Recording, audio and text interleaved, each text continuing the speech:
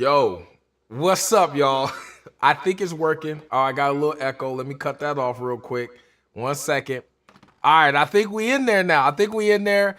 Everything seems to be working right the way that I like. Y'all won't believe this. I tested and tested and tested and tested. Like I went live about 7 or 8 times this week alone. I tested with some friends on Instagram. Like everything was working. I just wanted to make sure we were good. I've got the full production layout over here. And in this camera, you can kind of see it. Like I've got a nice itinerary of what we're going to talk about and what we're going to look at today. So I know we had a hiccup there. This is my first, I guess, real live stream production. And you know what? I don't care. I wanted to do it. I put a lot of time and energy into this, and I want to give y'all the content that y'all was promised, doggone it. So that's what we're going to do. I'm going to kind of stall a little bit. I'm looking at the chat here. I want to let y'all know a little bit of what all is going on. A little bit introduction into this series that I plan to bring to YouTube and start doing with the, I guess, the behind the scenes of the editing process, all that good stuff. And so, yes, I will show y'all everything, just all the pieces real fast. So let's actually start with the chat. I see y'all popping up in the chat.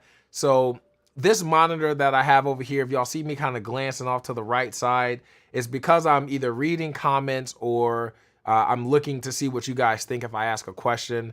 There is a few things that I do want to point out that will make my job a little bit easier when I'm looking and showing you guys the edit and I'm looking for questions along the way. And I'll bring this back up a couple of times. But the biggest thing is if you do have a question specific, start that question with the letter Q. So just say Q and then type the question and then it'll highlight itself. It'll be a bright yellow highlight right here on the monitor so I can glance and look, see that question. And then I'm also using the live chat overlay so that I can click, pop up a question like this here, which didn't actually show up. Let me actually make sure we set that up. See, I'm telling y'all, I tested everything. So the fact that this stuff isn't working drives me nuts. Just drives me nuts. This should be easy though, real quick. We'll get this to pop up. And then click one more. Boom. Like that there. Love your passion. Do you mind if I ask some questions? Of course you can ask questions. I will let y'all know we're doing a live Q&A at the very end of this video. So I'm hoping to make this whole video right under an hour. So I'm hoping to get through everything on my timeline, on my notes, right under an hour. And then we'll do a live Q&A that's open for any questions. You can ask whatever you want in that Q&A portion. All I ask is during the live stream, during the editing breakdown, that we keep the question structured to what it is that I'm actually showing you or teaching you guys or trying to explain. So that's that. I'm super pumped. Like I said, I put a lot of work into this and I'm excited. If y'all aren't subscribed to the channel, consider hitting that subscribe button. I did a lot of work to try to put all these pieces together, these different camera angles, and we'll be looking completely at the editing timeline of the bridal brunch. So if y'all haven't seen the bridal brunch video, I definitely encourage it because this we're actually going to go in and fully break down the entire thing right here today. So yeah, I hope that there's no more hiccups, first of all. And I do apologize again that there was just a little slight, we're about 33 minutes behind schedule, but it's okay. You know, all is fair in love and war. We're gonna make it happen today. That's all I know. So click that like button if you are in the room. Yes, click that like button if you're in the room. Thank you, Sean. That's something I should have started with. I will periodically be glancing at the timeline over here. Again, just one more time for the people that just jumped on. If you have a question, start that question with a Q and then ask the question. So the letter Q, I'll type it in the chat. So you start with a Q and then the question. Just like that. And what that does is if you look here, you see this bright yellow bar, it pops up so that I can instantly see that, oh, someone asked a question. And again, just try to keep those questions relevant for what it is I'm explaining in the editing breakdown. So we're going to get started going through all that stuff. I appreciate everybody that hopped back in here, that stuck with me. And let's just go ahead and start. Let's stop dragging this thing on any longer. So this series, Inside the Mind of a Wedding Editor, I wanted to show you guys a way that I tell the story, that I actually, because the weddings that I do and the films that I'm creating, I love the support from y'all, but I feel like this is the one side of it that you don't get to see. And that's literally, unless I invite you all into my studio and just kind of watch over my shoulder, this is kind of the next best thing for it. So today, this is the first one of many, hopefully. What I hope to do is just show you guys more of the editing breakdowns. I'll also do some live editing where I'm actually building a new trailer from scratch. I'll show you guys some of the techniques that I do, sound mixing, basically everything, all the little ins and outs that all happens from within the editor. My editor of choice is DaVinci Resolve. If you guys use Premiere or Final Cut, a lot of what I'm showing you is not, I wouldn't say it's app specific. So you can definitely take these same techniques and imply or implement them in any form of editor that you use. But I'm not going to be showing you guys like a walkthrough or breakdown or tutorials on how to use DaVinci Resolve. It's more so just the techniques and the things that I'm doing to make the films the way that they are. Got a couple questions in here. The first one is, what's the best way to store extra footage? And then what software do you use and is it free? So I use DaVinci Resolve. One last thing before we get started fully into it, Rami, I'm not sure if you just hopped in. We're gonna do an open Q&A at the end of the video where you can ask any types of questions that you want. Right now, when we get started, we're just gonna keep the questions pertaining to the actual content throughout the live stream. So with that being said, I hope you guys have some time for one. I hope you enjoy this. I put this together and I'm really excited to get started. So let's just go ahead. Let me take a deep breath. Breathe in, breathe out. I got my Truth, or this is not even a Truth, it's an energy drink. I got this right here so we can, keep everything going. So let's go ahead and get started. So the first thing I want to start with this series is there was a couple of common questions that I always get around this bridal brunch video specifically. And one of those things, we'll actually cue the question, is do you edit to the music, the footage, or to the story? And I really love this question because it really depends on, one thing that I try to push out is teaching you guys and showing you guys that the music and the clips are all to complement and help you tell a better story, or paint a full picture, if you want to say that. And in my style, the way that I like to piece things together is it's kind of half and half. It depends on if I'm editing something that needs the pacing, where I find music to bring that pacing and bring those clips to life. And then there's other times where, like during the ceremony, I might have music playing, but it's so low or so subtle that you don't really know that it's there. And it's mainly there to just fill in the space and make it feel more full rather than it just being dry, ambient audio and things like that. So I love that question because it really depends on the style and how you're editing. And you'll see a lot of that, music, bringing in music and dropping off music in this edit when we get to it. But I really wanted to touch base on that question. And the other question was, what was the setup for it? How was I able to get crisp audio on all the subjects? Was I using lavs? And yes, this was probably the hardest, I would say the hardest experience in this whole reality documentary narrative style that I'm exploring and currently learning. And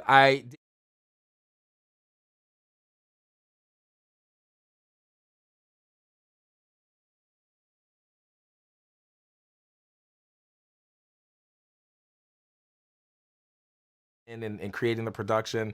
I did also use the Sennheiser AVX mics. I use a lot.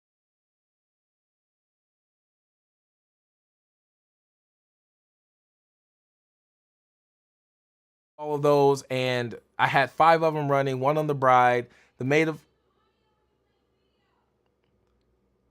honor. She just yelled to me.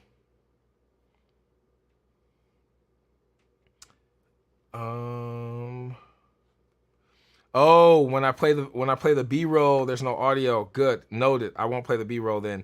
We're good.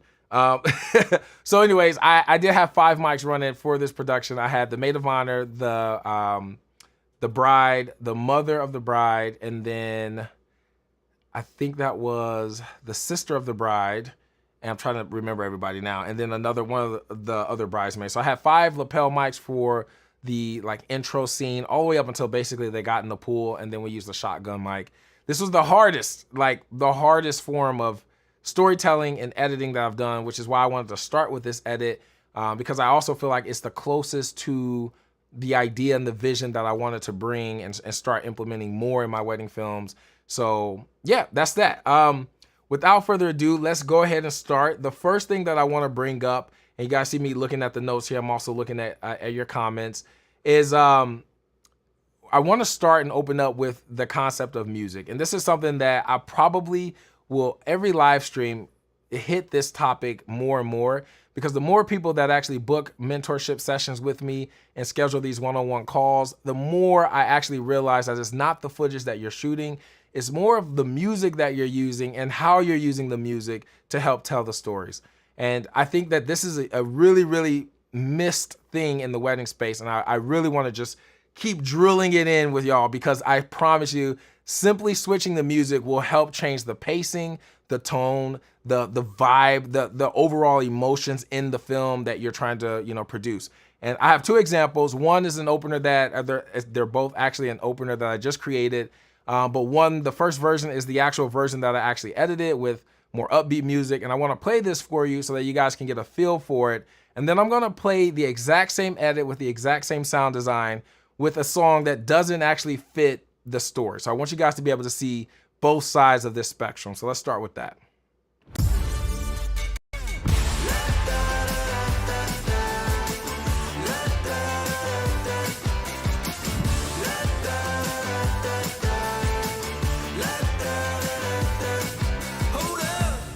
I just really want to let you guys know ahead of time, this is going to be a very dramatized version of how I met these two gentlemen. Anything that I do say, it is not my fault.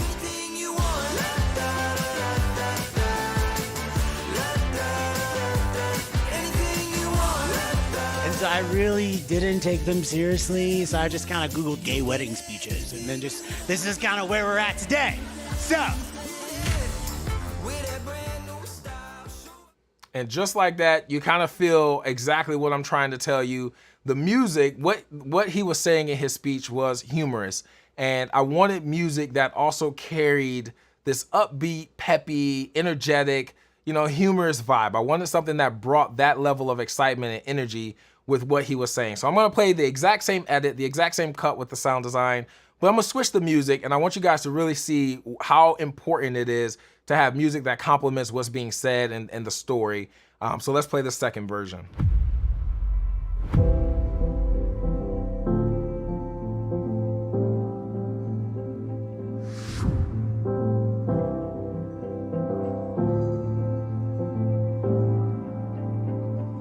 I just really want to let you guys know ahead of time, this is going to be a very dramatized version of how I met these two gentlemen. Anything that I do say, it is not my fault.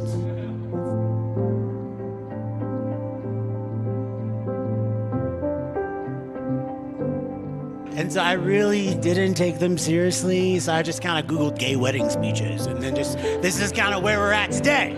So. I'm telling you, music makes a difference. Music is what will make your films not only feel more cinematic and feel, more like an actual show or movie, but it really helps keep the interest. That second version, as soon as I put that song on there, I laugh because it's not like I didn't use music like that before. All my films in the beginning had music that was very similar to that second version, where it was almost like I was trying to force you to feel a specific way rather than let you feel what was actually present. And if that was humorous, I didn't let you feel the laughter or the emotion behind that. Or if it was emotional, I always tried to push that emotion even more. And so this is why I always want to bring up music, and I really want to talk about it. You're going to see a lot of that in this edit. The music choices were strategic. I didn't just go to Artlist or Music Bed, grab a song, and then download it, throw it on the timeline, be like, oh, that sounds great, let's use it. This is my favorite song. It's always strategic with pacing, with story, and what I want you to feel in that moment. And so we're gonna talk a lot about it here in the next part. There's actually a good question that came up that I do want to answer real quick before we move on. How long does it take you to search for music? It can take me hours, even days, to find the perfect song. It does take a long time, I'll be honest. Like, royalty-free music is not as easy as popping in and saying, looking up your favorite Drake song. It does take time, but the way that I look for music now is based on what the emotion is, or the story, or the context in the film for that specific moment. And I don't look for one song to carry an entire wedding film. I look for, I need an opener or intro song. So let me go find something that suits that intro theme. Do I want it to start off bubbly? Do I want it to start off more emotional? And I find music that caters to that. There's another video that I do want to do where I'm actually showing you guys how to use beats per minute to actually find better music. Since I've started using like the beats per minute in Artlist and MusicBed, it helps me find exactly what I'm looking for based on the pacing that I'm looking for. So if I need something that's slow, I might look up something that's around 70 or 60 beats per minute. If I know I want something like high intense, you know, full of energy, maybe for the reception or grand entrance, then I'm looking up something with around 130 to 150, maybe even 200 beats per minute. But that's a whole separate conversation we can have in a different video. But that was a good question. I did want to bring that up. So let's go ahead and carry on. The next part, we're actually going to look into the edit. This is the best part to me. If you get lost along the way, there's a lot of chaos here. And I did a lot of things that I normally don't do with the whole intent to show you guys a raw, uncut version of how I edit, how I piece together the sound bites, and how I actually tell these stories. And even though this isn't a full wedding film, the concept and the strategies that I'm gonna show you guys is exactly what I do in my wedding films. But this is a little bit different because it was just where we were filming basically one scene, the bridal brunch, and we divided it, the edit is divided into smaller mini scenes that build up the entire story. So a few things to just let you guys know, just so that you understand what all of this is that you're looking at, this exact timeline. Anything that's color coded, I am a big fan of this, and this is something that I would recommend that you guys do, is label your clips based on colors. Now you can do this, whatever method that you want to do or how you want to take it, it works for you is great. The way that I do it is I color code. I used to color code specifically, like pink was my favorite, orange was like my second favorite. Now I just slap a color on it. If it's colored, I know that that's a clip that I love, that soundbite that has to be used. And you'll see this in all the different timelines that I have, random, Clark interview, I'll explain all that. But if I back out of this timeline, you see the sound bites that I was a big fan of, the parts that I really, really enjoyed are color coded. So these orange clips, if we go down, these purple clips, those are the color coded clips. Everything else by default in DaVinci is blue. And so I wanted to point that out so you guys understand it. But another thing that I do is I don't delete clips in the timeline until the edit is finalized. And there's a method to this. It gets chaotic, it gets out of hand quick, but there's been plenty of situations, even in this edit, where, for example, like this, I had this clip originally that we were using, and I believe I can do this to show you guys a little bit better. So I had this clip here originally, and I found a better clip that I wanted that I used. And what often happens is that as I'm rewatching the film, maybe for the 500th time, I realize that I no longer like this clip and might want to go back to what was before. But if you delete it, then you never have anything to compare it to. So until I actually finalize the edit and I'm like, okay, this is it, I'm sending it to the couple, then I don't minimize everything. My actual wedding timelines, they don't look anything like this when I export. I have everything condensed down to just one line. It's clean, it looks good. The only thing that is chaotic is the audio section, because there's an infinite amount of layers for a number of different reasons, especially with this, since there were 5 mics and a shotgun mic and all that stuff going on. So, but in regards to the timeline, if you see something color coded, that's something that I really, really enjoyed. If something's grayed out, that's something that I didn't want to delete. That was an original take, like for example, this. And so I just wanted to let you guys know that so you understand a little bit more. Another big thing that I'll explain a little bit more on is the reverb track, which is track 15. So this track here, we can, boom. So this track here, audio track 15, is a track that I dedicated to just the reverb. You'll see this, I'll talk about this a little bit. This is how I'm able to cut the music, end abruptly, or maybe even like accentuate certain things that's being said. And it's a really clever technique that if you don't pay attention to it, you won't even catch it. But like if you watch like a reality show, Selling Sunset, anything like that, you'll hear these little reverbs. They're so subtle, but I hear them so much because now I'm obsessed with like that art of filmmaking that I'm like studying all the little things that they do. And so I'm so used to hearing these little reverbs. And so I've developed this idea doing a reverb track, and I use it periodically throughout the edit, you see ones here. I got a few more down this way, and I'll show you guys exactly how that sounds and the differences between them as we get into the edit. A couple of questions come in. Start questions with a Q, so it pops out for. Oh, thank you, Jordan. Appreciate you clearing that up. That definitely helps. All right, so the next thing, so that was just a little bit of the background on how I'm editing and what to kind of look for if you're looking at the edits. Now I want to actually start by breaking down this film. And even though it's a bridal shower, I want you guys to try to think about this in the term of filming a wedding day. It'll make more sense when I have actual wedding clips that I can show you, but I want the same concept. Like, I approach my weddings with this same strategy in terms of how I edit and how I tell the story. So the entire film is the bridal brunch. I break everything down when I start editing into, call it chapters, right? Like if you're watching a movie, you got, chapter 1 and it's the intro, then you got chapter 2 and it's like villain meets the hero, and then you got chapter 3 and it just carries on and carries on all the way until the end. That's essentially the same thing that I did here. I tried to use markers so that I can hopefully show these a little bit easier for you. Let me know if y'all have a hard time seeing them, because I can kind of punch in and accentuate it. The only thing is I can't play it while I'm in this zoomed in mode. So let me know if you do need me to crop in. I'll kind of keep glancing over at the timeline there to review. But I want to show you guys the intro scene and developing scenes. I got a lot of questions on this, mainly in regards to like how many cameras we had and how we were able to get so many angles. And so I'm going to show y'all the real raw behind these clips.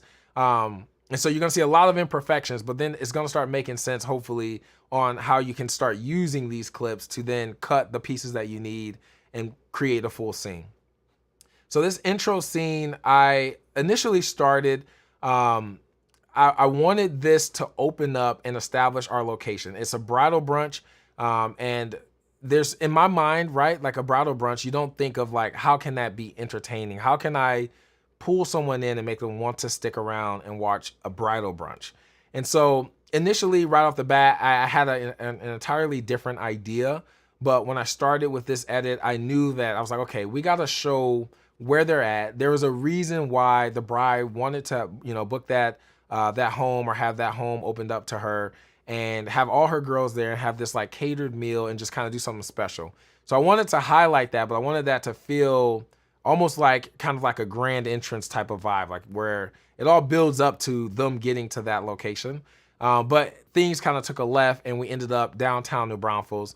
So opening scenes, your wedding films and starting your wedding films from scratch, in a sense, can start in a number of different ways. My favorite is, like most weddings, or not weddings, most films or most movies, is we get a feel for the location. And these first couple of clips here, I have the timeline muted, but I will unmute it when I need you to hear it. But these first couple of clips, we instantly know we've got the text, New Braunfels, Texas. And then I showed you key significant areas to show you, to literally pinpoint exactly where we were. And this is the intersection by where the coffee shop is. So Main Plaza and San Antonio Street. It carries on. We got some B-roll of just cars, and then we see the coffee shop, and then now we're inside the coffee shop. And this is something that I notice this so much in reality shows, but they're really good about establishing the broad location and pulling you in closer, and closer, and then boom, we're inside the building or the place that everything's kind of unfolding. So if it was like a house, then they'll show you like the city, and then they'll show you the street, and then they'll show you people walking on the street, then they'll show you the house, and then the next clip, we're in the house. And you can do the same thing. I started doing this with my wedding films. I show you maybe a drone aerial shot of the nearby highway, or I show you like a sign if it's a fancy city. Then I show you the outside of the venue. Then I might show you like people bringing stuff into the venue. And then boom, that next clip, we're in the venue. I see a couple questions here. How do you match your audio? This is a good one. I think it pops up. Yeah, it still pops up here. So I actually use time code. I'll periodically answer questions throughout this, but I actually use time code. And if this wasn't a fully edited scene, I'll actually show you in one of these random ones where I break it down a little bit more. But I use time code to sync everything. If you want to do something even remotely to this extent, you're going to want to have some sort of recorder with time code. It's literally the only way that would have made this possible. If I had to sync all of these the old-fashioned way, trying to sync based on sound or lining it up with a Tascam, Nah, not a chance. There was way too much going on, way too many things to focus on, and time code just made this process super easy. I'll show you guys time code if you remind me towards the end. So this intro, I gotta keep my notes here so I stay on track. Okay, so this intro did both establishing the location and then establishing the story. So we get more into the story at this point, which I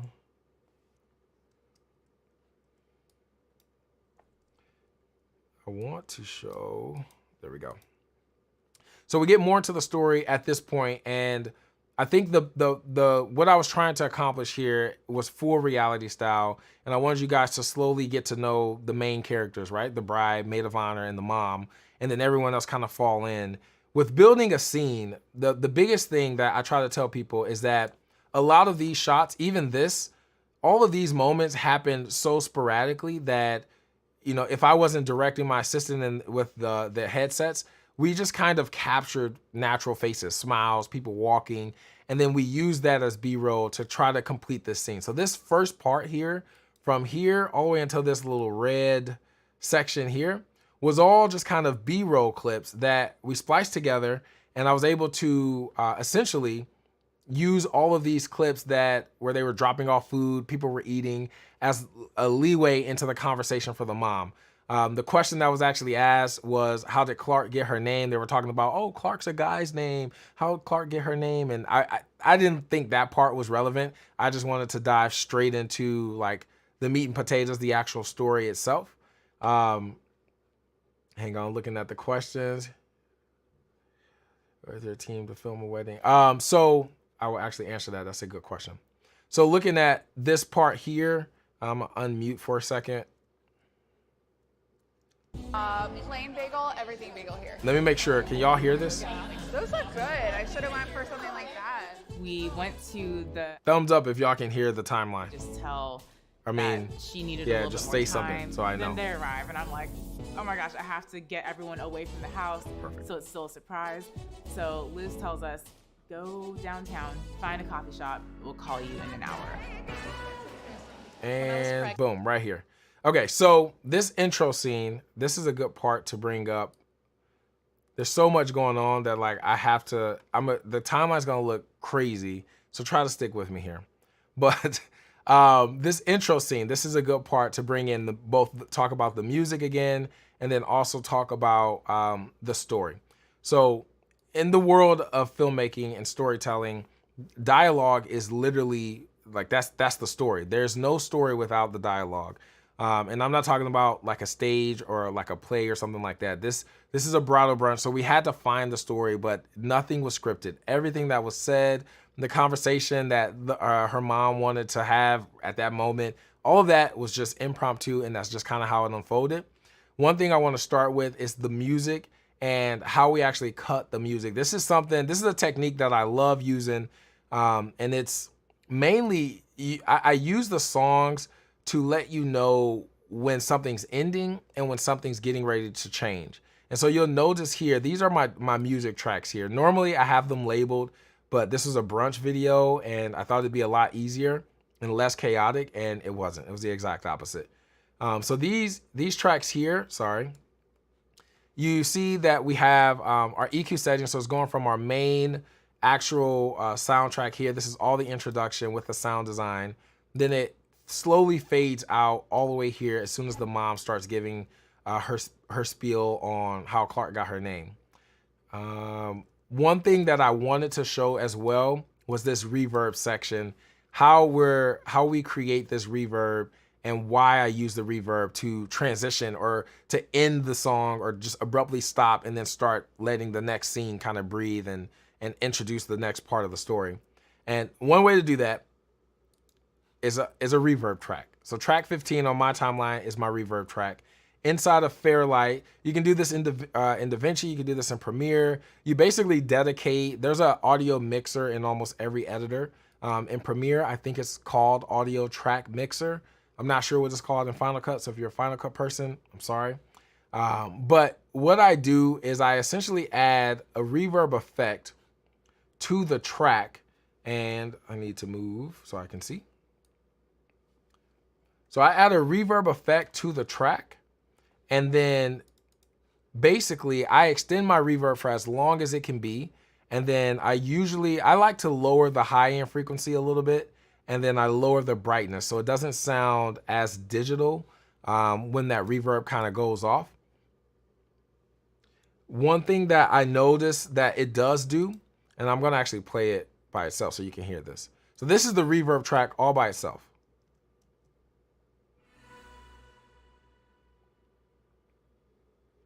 So that's the reverb. So now I want to play it with the song and show you how it actually fades together and then kind of leaves you in suspense, like you're out in midair for a section.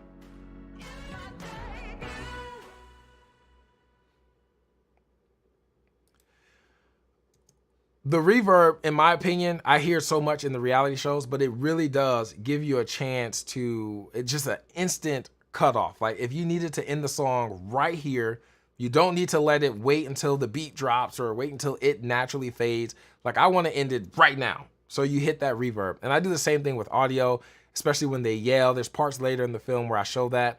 But what I like to do, and I love using the reverb, and then it's immediately after the reverb, either I'm letting the moment breathe if it's a new scene, or if it's some dialogue that's getting introduced, or if I'm transitioning to something more like completely different pacing. That's basically how I like to use and utilize like reverb. It's basically as a transitioning segue for the music. That's just to transition your song, whether you're going from one song to another song or one song to no song and just ambience, which is what we did here.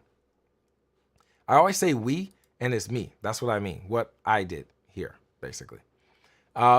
So in this part, let's go back to the timeline. So in this part, this first opening scene, I created the entire dialogue from her mom. And so with this clip, I made a note to actually show you guys this raw clip, because a lot, like I said, this question I get all the time, how many camera angles we get, even with the wedding films. And most of the time it's just myself and my second that's actually mobile. And then we have 2 cameras on the tripod. This particular scene, it was just myself. I had the Ursa with an 85. My second had the Pocket 6K Pro with a 45. So, and we both were on easy rigs. That was it. There was no safety angle. We were just moving the entire time. But I want to show you guys this raw clip for 2 reasons. I want to show you how long it is, which you can see right here, like how much coverage is in this one clip. And then I want you to see how I'm able to focus and change the perception. And this is key for building scenes, building dialogue scenes. So the entire time they were talking, when they're all group chatting and just there's 5 people all having their own side conversations, I'm actually going to play it while I talk.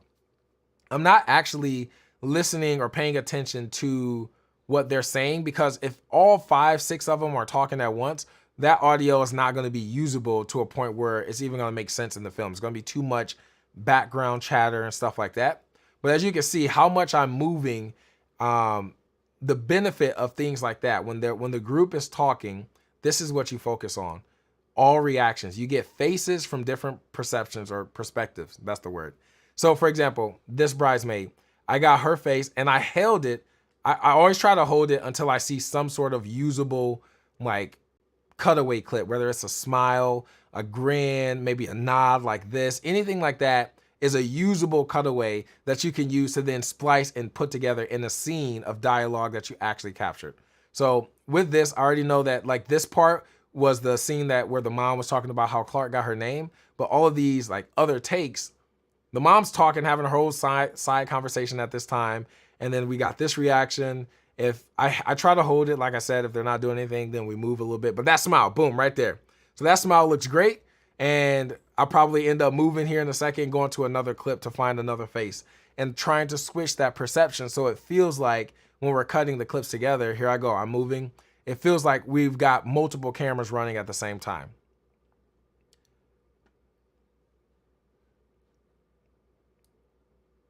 So now the mom, this is she's laughing and talking about something else. She's talking to one of the other bridesmaids. But like I said, that smile there is the smile that I use for the intro right here. It was this clip here, that laugh that she bust out in. And so again, I'm just saying this because I want you guys to know that like a lot of the reactions don't take place during the dialogue that I'm editing together. So this scene where she's talking about Clark getting her name, a lot of these reactions came from way different parts of the timeline.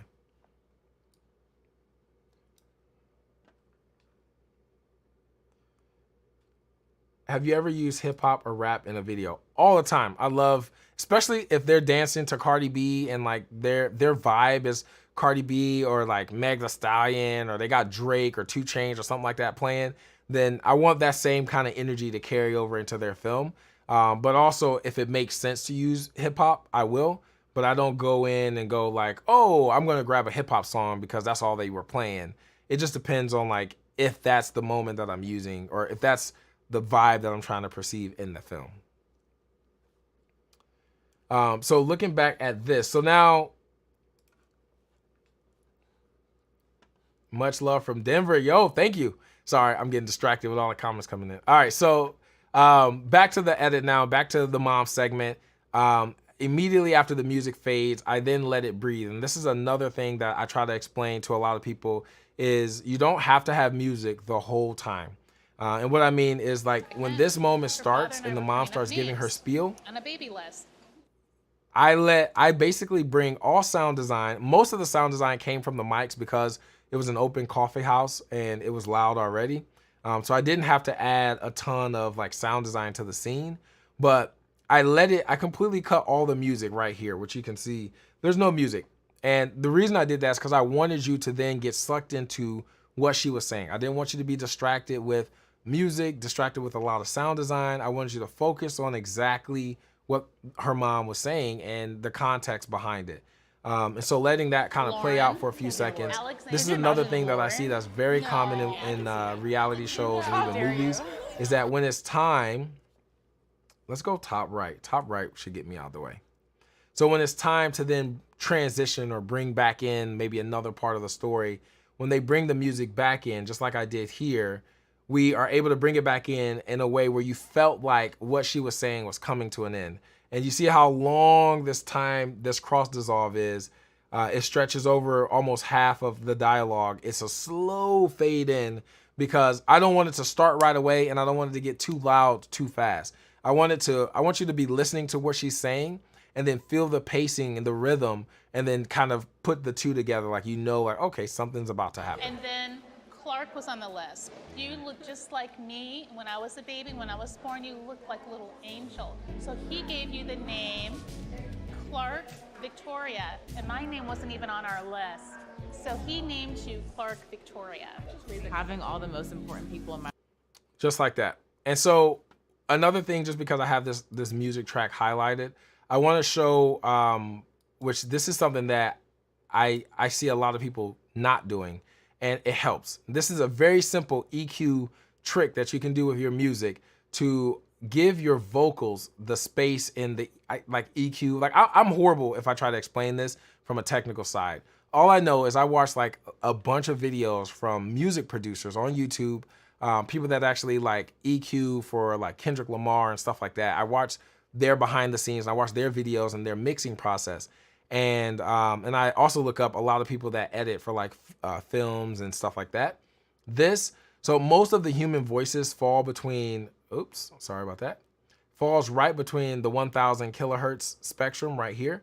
And what they usually do, and what a lot of people will tell you, is to just duck this part of the music track, which by doing that, I'm gonna play this again and let the mom's let her talk. But by doing that, what it does is basically, since the voice, let me do this again. Since the human voice falls right here, since you're ducking this on the music, you're basically deleting that kind of that spectrum on the soundtrack, and the voice is sitting there. So now the voice gets to own that entire spectrum and it's prominent, but also your music is covering, is surrounding it. It's also prominent. What I used to do was just lower the music so much that you either never heard the music or it was still too loud, like it still had too much high end. So at some points, like if there was like a lot of claps or a lot of hits, cymbals, stuff like that, it would end up taking away from the dialogue.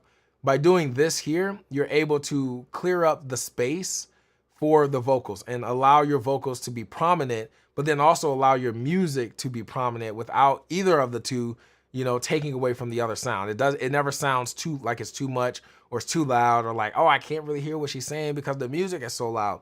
You don't really have that. So I want to play it so that you can see the differences with the EQ versus without the EQ.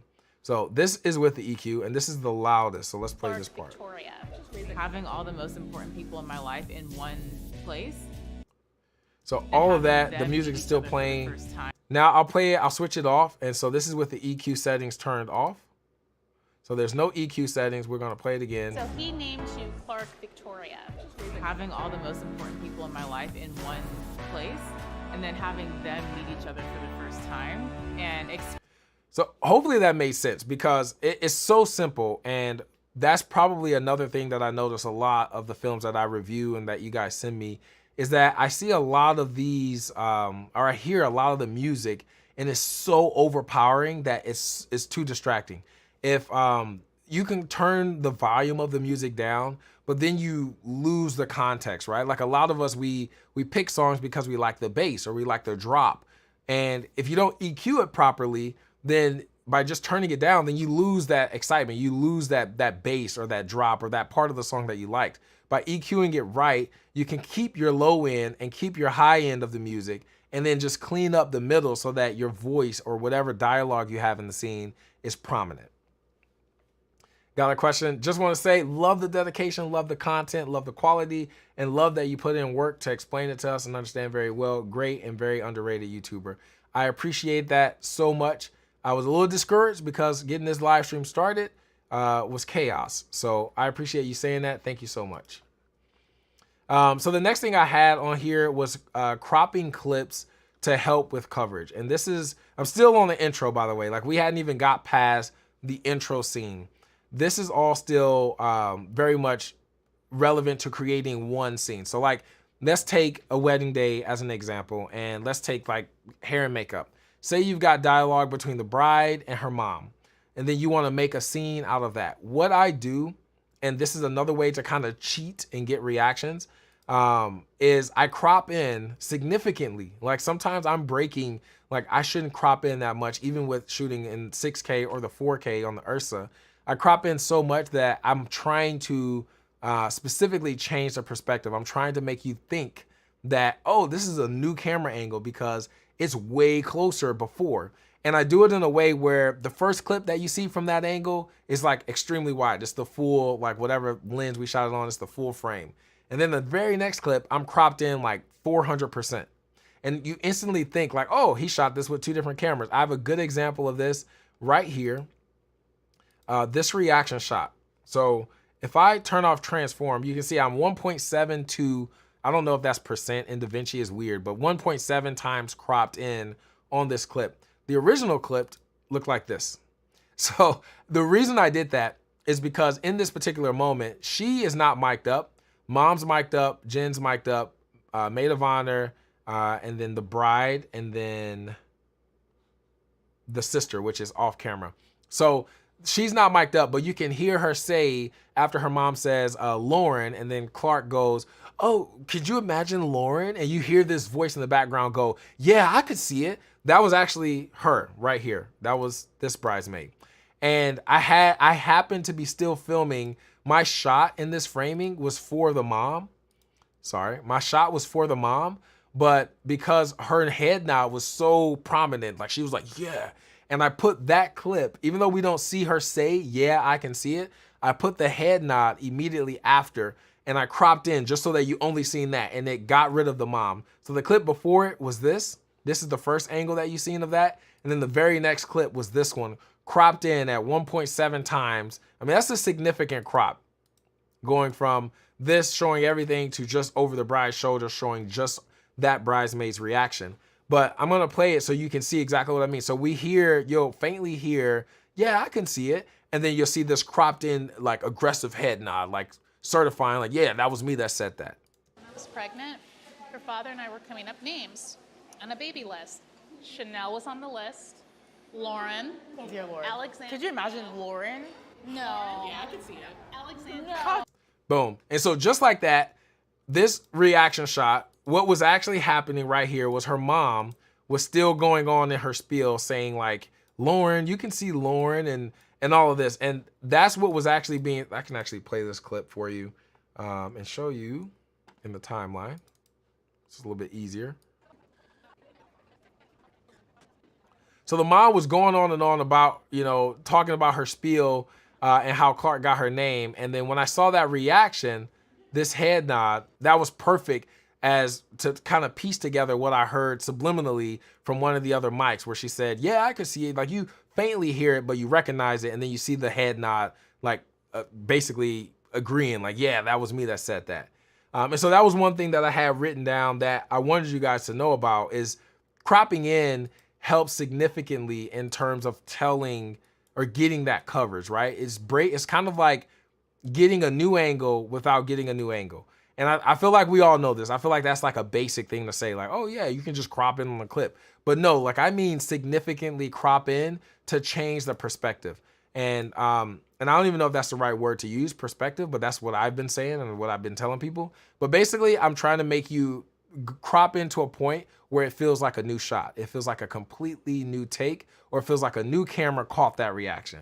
And a simple crop like this is what did that for us. I did this a lot where I'm just switching up like the different shots, and like these reactions happened. If I show you this raw clip, this reaction happened at like an entirely different moment. So like she's just laughing and talking, rambling, and we picked that shot, cropped in, and used that as this reaction here. So cropping in and I think I can actually, or I didn't crop in on this, I might have just been close. But cropping in general can help you change the perspective and make it feel like you're getting new angles, new coverage. I got a question says, for when you mic your people, do you ever get echo from mics that are close by? How do you avoid that happening? I do get echoes more so when they're inside, like the coffee shop. There was a lot of reverb, which you can hear it in the audio, and I can play that for you. But usually, if they're not talking directly into each other's mic, then the reverb's not horrible. Like you can clean it up with a little denoiser or noise reduction in the editor. It also, I would say, depends on the mic that you're using, the gain input, and then also the type of lapel mic you're using. I run the Sennheiser AVX, and I use the Sennheiser MKE2. The MKE2 is an extremely good, like, it's a omnidirectional pickup pattern, but the quality and the clarity of that mic is amazing. And then the AVX has this auto ducking feature so that essentially when the person gets loud, it prevents it from clipping. But I keep the gain on both the recorder and on, even though I'm recording in 32-bit float, but I also keep the input or the noise or the gain sensitivity on the AVX as low as possible. That way it's not trying to pick up a lot of the background noise as well as the prominent noise of the person wearing the mic. Is everyone mic'd up individually? So yes, I think I have a wide shot and I can show you. I had 5 lapel mics. This is a bad angle, but I had 5 mics running, 5 lapel mics the entire day until the pool scene. It took a lot of cutting and trying to find the sound bites. I'm gonna show you that in the random scene, but this is essentially like how it looks cleaned up. The other way, the other random scene, actually, you know what? Let's go ahead because it's a couple slides down, I guess. But we can go to the random scene and actually show you that. So this is actually where the editing starts. So before I drag it into the official timeline, I create one timeline and I just go through the footage and I keep going through it until I find a sound bite or a part of the day or something where it's enough to edit a full scene to. And this is so hard because it's unscripted. I have no idea who's gonna say something, when they're gonna say it, and if it's gonna be a conversation that everyone's listening to. Thankfully, they were having that conversation at the diner where they were like, oh, how did Clark get her name? So this entire scene here is, or this is actually one part. So this is basically how I go through. I'm gonna mute the audio so you don't hear the scrubbing. This is basically how I go through and find the scene. So I scrub through and I basically keep looking for a moment of, you know, when is there a scene that can be developed from it? And that was this part. We had my B angle was focused on both of their faces, and I knew both of them are mic'd up. and this is exactly when the food arrived to the table. I even think I remember telling my second, like, hey, focus on the bride, because I saw them coming over, the two waiters here, I saw them coming over with the food. So like, hey, focus on the bride. And I think at that time, which my angle was here, and I was super tight with the 85, focusing, trying to get like reaction shots, maybe the plates get set down, things like that, which is exactly what we did right after this. We kind of kept the clip rolling and got some of those like shots of people eating and things like that. So when I start editing the scenes, I start building them just like this in a random timeline. This is the hardest part. The more mics you have, the more audio tracks you have to listen to. Every single track, if you look, I had to listen to it to find one, if it was a clean soundbite, if it's usable. If it wasn't, then I disabled it. But I had to listen to each soundtrack of each scene that I thought was good. So like them dropping the food off looked like this. And then I went through and I was like, okay, let me check the bride's mic. Okay, hers is good. But it was only good for a small part. So we took that, cut out the next part, used the maid of honor's audio, then brought the bride's mic back in. So it's like, the more mics you have, the more difficult it is to, like, I guess, you have to listen to it. So the more time it's going to take figuring out how you're going to splice it all together. And then after that scene was, I just basically scrubbed through all of these orange clips were just reactions. These are just things that I saw that could potentially be used either as B-roll or as a reaction shot or something like that, that can be plugged into any of the talking shots, the talking scene during the coffee scene. So like this, she's just eating. I use a lot of these in the montage. Here's the food. Actually, I think all of these is how we introduce the coffee house. When everyone, after they drop the food off, it shows them eating and then it cuts to the mom talking. So these are all just B-roll shots. I keep my clips rolling for a long time. I think most of these takes are at least 5 minutes or so, maybe longer. Like they're just rolling shots, and I go through them. If it's not dialogue that they're saying, then it's an action, and then I just basically, like, I never cut. I look for a face, and if they, like right here, she's eating, that can be used as B-roll. Bites never look good, so I try not to put full bites in it. I just try to put the motion getting close. Like her, I think this is where she takes her bite. But all of that to try to build the scene. There it is right there. So she takes a bite, and what I did here was I spliced the two together of the bowl. So we see the bowl that she pulls the bite from, and then a quick little bite of her actually eating it. Bro, the time and dedication to edit this with audio is insane. Oh, let me show y'all that. The results are so worth it. It is insane. It's crazy. It took an entire week. It took like 3 days by itself just to go through all of this random scene, which I was basically, this is the entire, all of this is the entire coffee scene.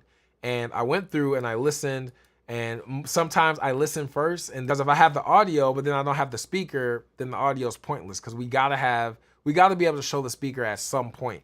And I was so happy that, I think this is a moment too, everyone was quiet. The only person talking was her mom. So it was super easy to be like, I told my second, this was my shot, focusing on the mom. I told him, hey, focus on the bride. And that whole time, the actual filming of her talking was just 2 angles, the mom's face and the bride's face. All the other shots from this scene happened, like these happened when she was saying something else during a different part or a different conversation. And I just plugged them in to break you away from the same two, the primary angles. The A cam focused on the mom, the B cam focused on the bride.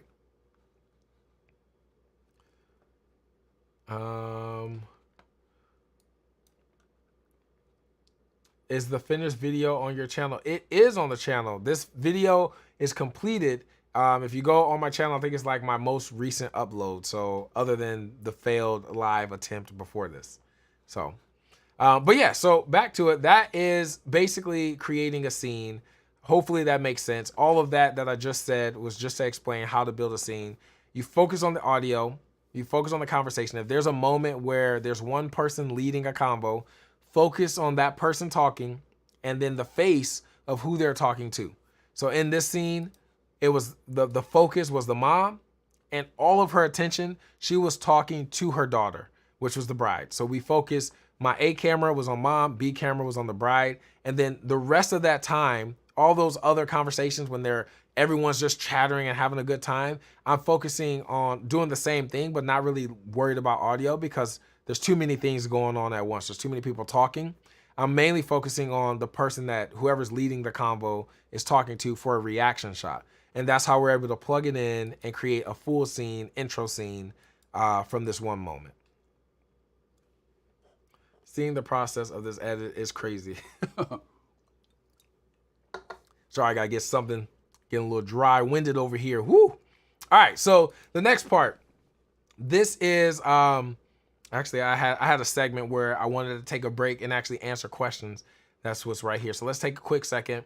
Can you play that clip? King Richard, what part are you talking about? I will definitely play it for you.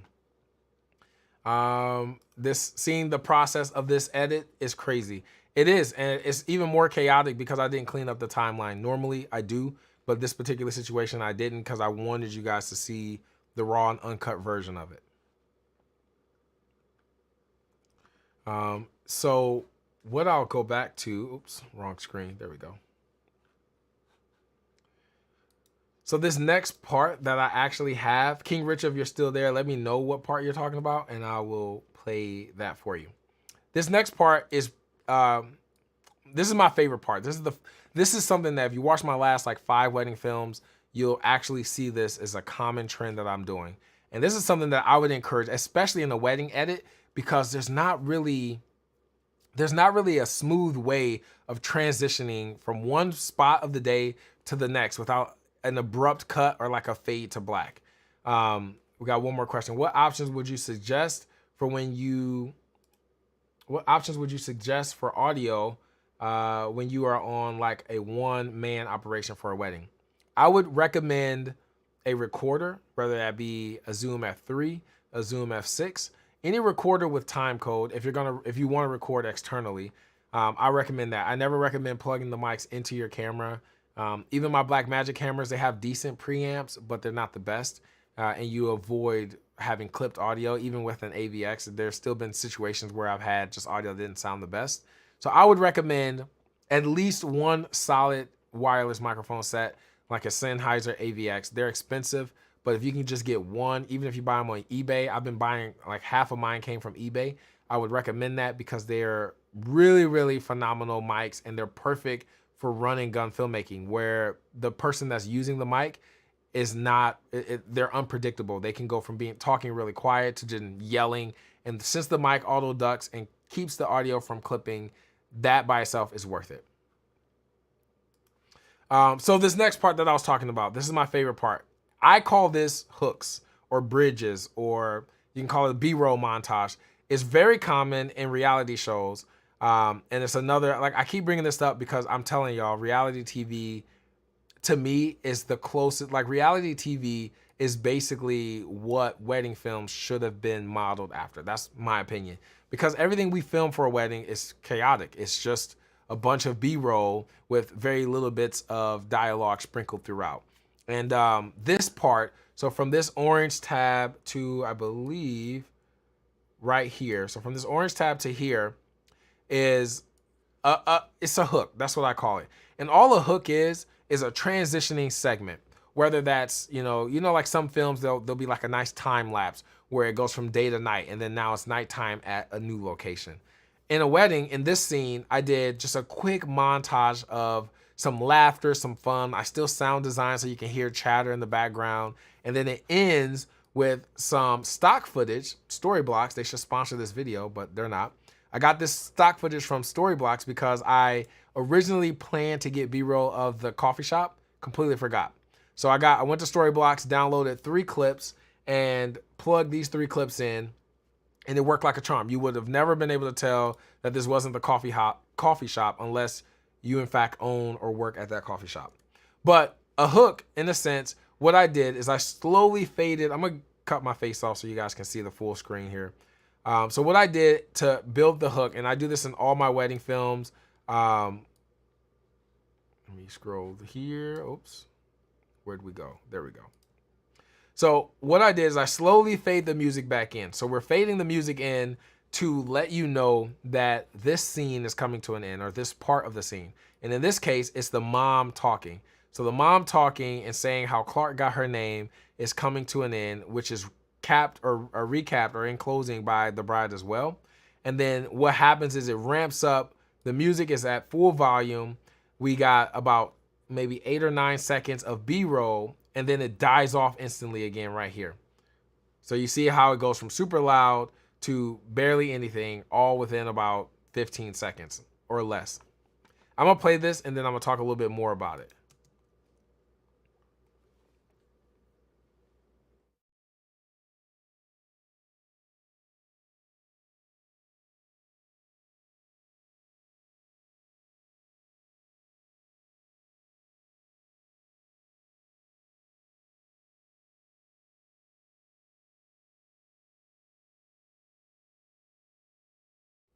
Boom. All right, so the reason I did that, I actually want to talk about that a little bit real quick, is the hooks are in position so that it can, you're watching the film, right? You're watching the dialogue, but that conversation's ending. So where do we go from there? I wanted to segue into, getting us to the venue, to the house that they had where everything was actually supposed to take place at. I wanted this entire scene at the coffee shop to come to an end. So I did a B-roll montage, which was also clever because I was able to then flash the names of the rest of the people so they didn't feel left out. We wanted you, as the viewer, since it's a reality show, you need to know all the characters in the show. And so everybody was introduced in that little time frame. We got B-roll. We see all the vibes, which was just energy, laughing, people having a good time. So we see all this emotion. And then it ends with some B-roll of the coffee shop. And then Clark, the bride, starts letting us know, like, all right, guys, put your coffee cup in the air. Which, by the way, this is another question that I get. I'll go back to the timeline, is how much of this film was staged? This particular toasting shot was staged. I told Clark, I said, hey, you should toast to your girls for showing up. All of them were out of town. And I didn't know at the time, but it made even more sense. But I was like, hey, you should toast to them. They all showed up. They're all here having a good time. Oh, man, there was no audio on the track. Okay, I'll play it again 1 second. But they all showed up. There was no, I had her basically, I just said, hey, you should toast to your girls and let them know, like, hey, we're going to have a good time today. I just told her free gaming, like, just whatever you wanted to say, just say it right now. And that's exactly what she did. She was like, hey, y'all, put your empty coffee cups in the air. I'll play it again because I forgot to unmute it so y'all can hear it. And then it transitions to the hook, which the hook is where the music is at its loudest. And that part of the edit is focused on the music. That's where it cuts to the beat. It's more structured about the music. And then the music with the reverb again dies off. So I'll play it this time with audio so you can hear it. For the first time and experience each other and kind of discover all the things that I love about them for themselves.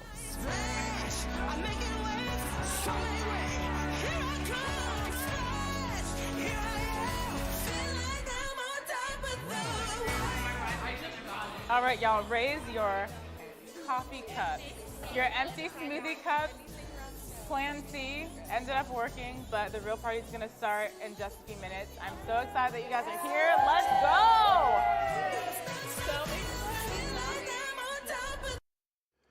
All right, and with that, so this whole part, even if we count the hook, I'm gonna mute again.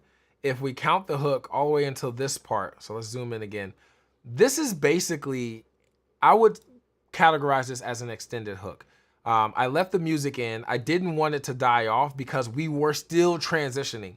So this bridge, this loud music part, what that does is it then like kind of catches your attention. You're like, whoa, this is action happening. A bunch of fast-paced clips. It's cutting back and forth. And then we got a little bit more dialogue. We hear her say like, oh, this is, basically the end. Toast to my girls, let's have a good time. Everybody's like, woo. And then I do exactly what I just said. I do another hook right here. She takes a sip, and then we have another hook from here to the point where the actual name of the film, Clark's Bridal Brunch, is really all I could come up with.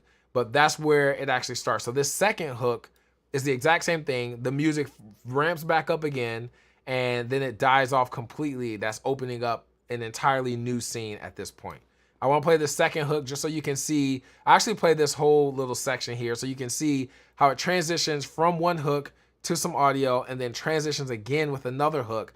And then it just takes us all the way to a completely different space. Like we're literally seeing I guess the actions go from the coffee shop back to the house.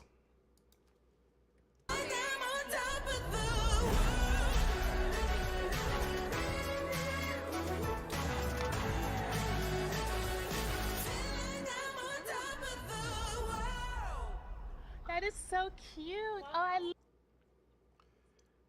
And oh, wrong button. There we go.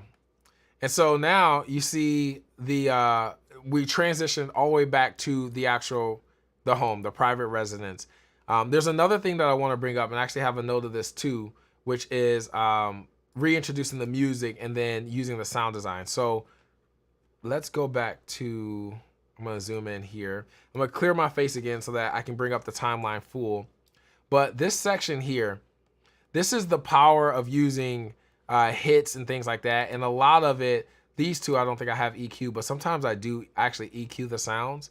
But I want to play just the sound design segment. So these two clips and this.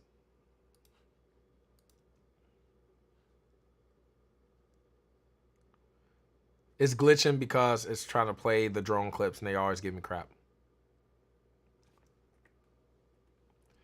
There we go. Audio's back on.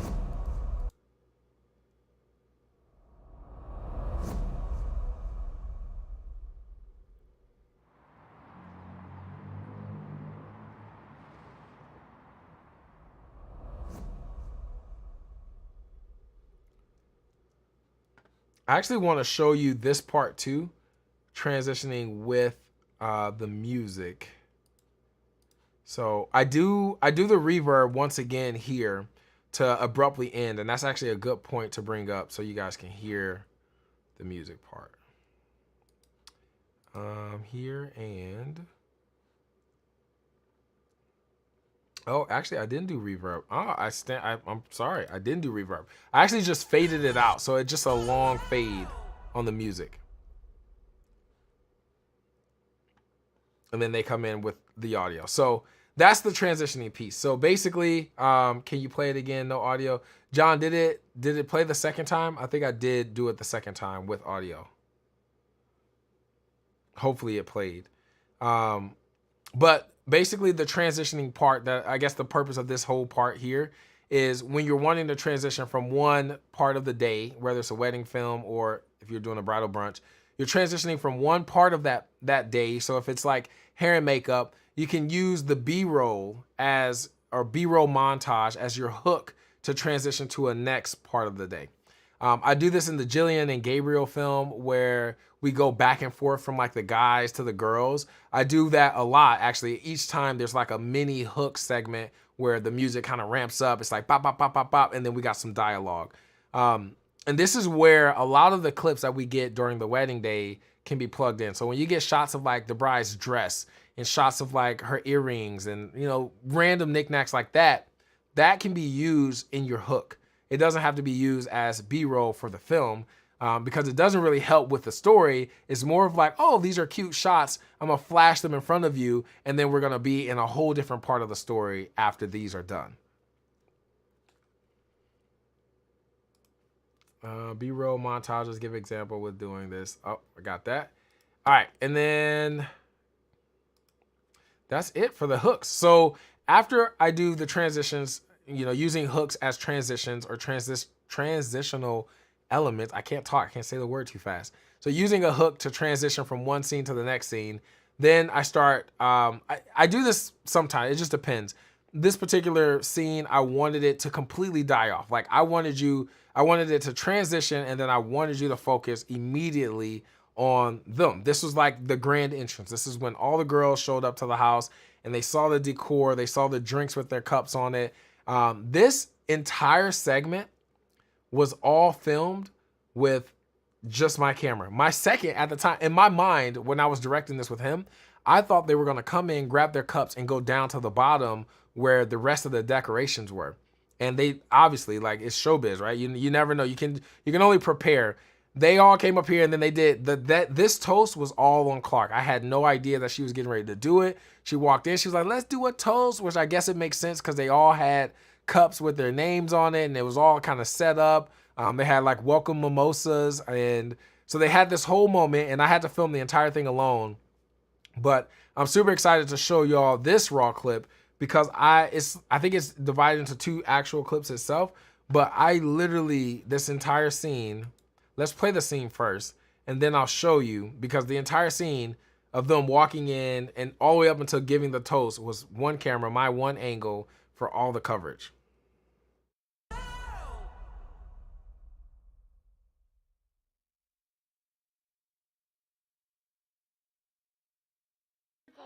Oh my gosh, Clarky.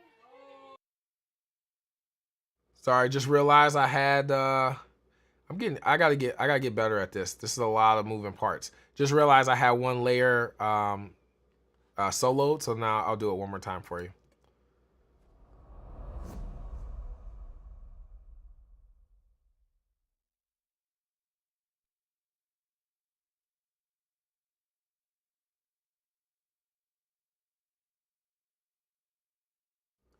So again, all of this is one camera. This is just my camera, one angle, and we cut it up a million times.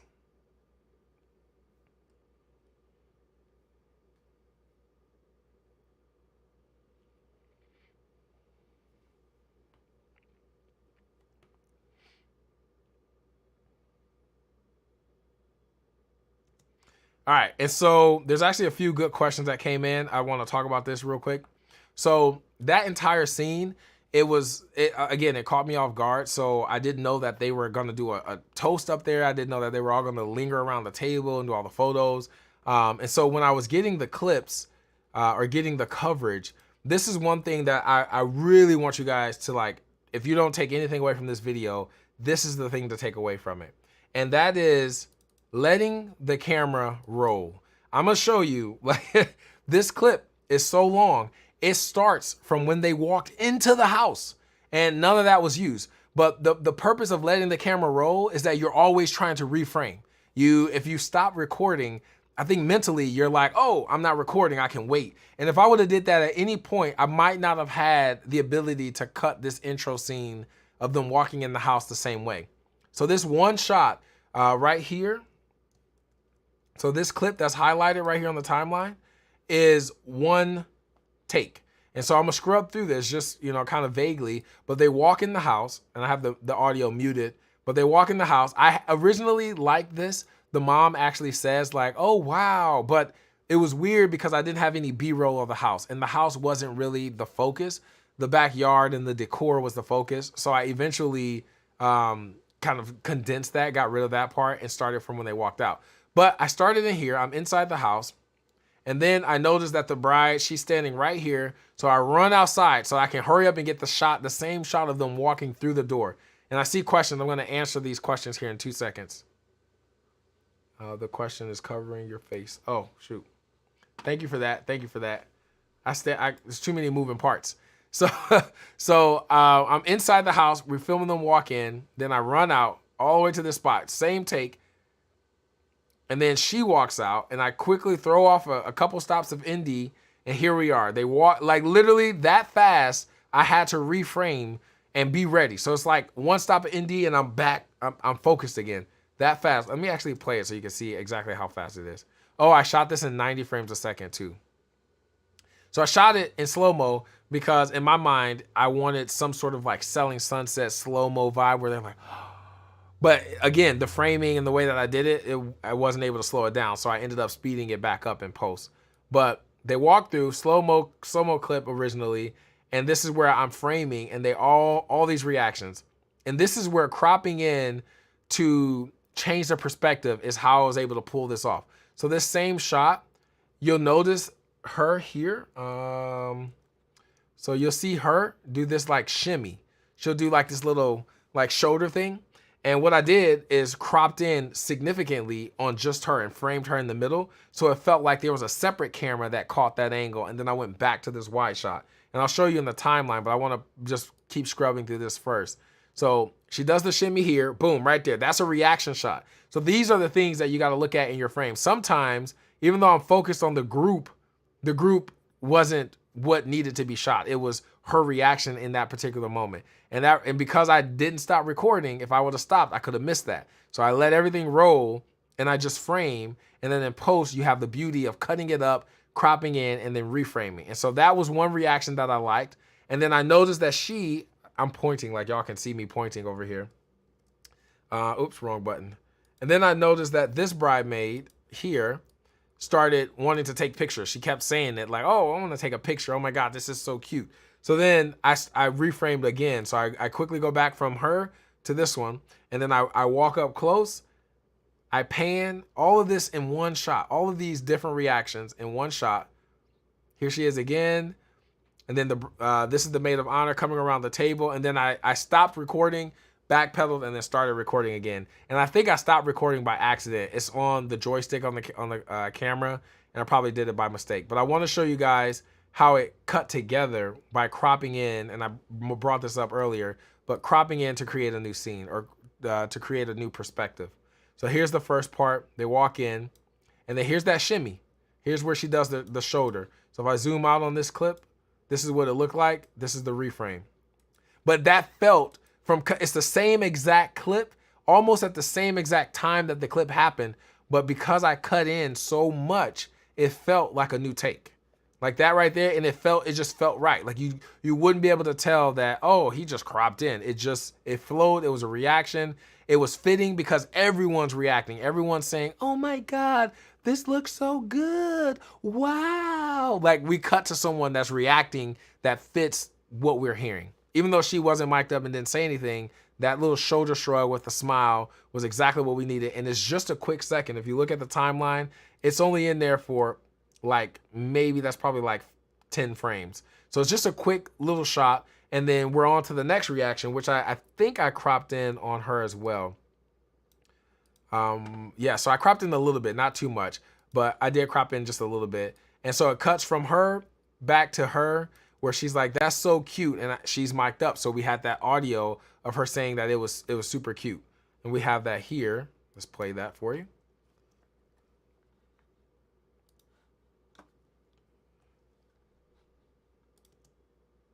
These are so cute.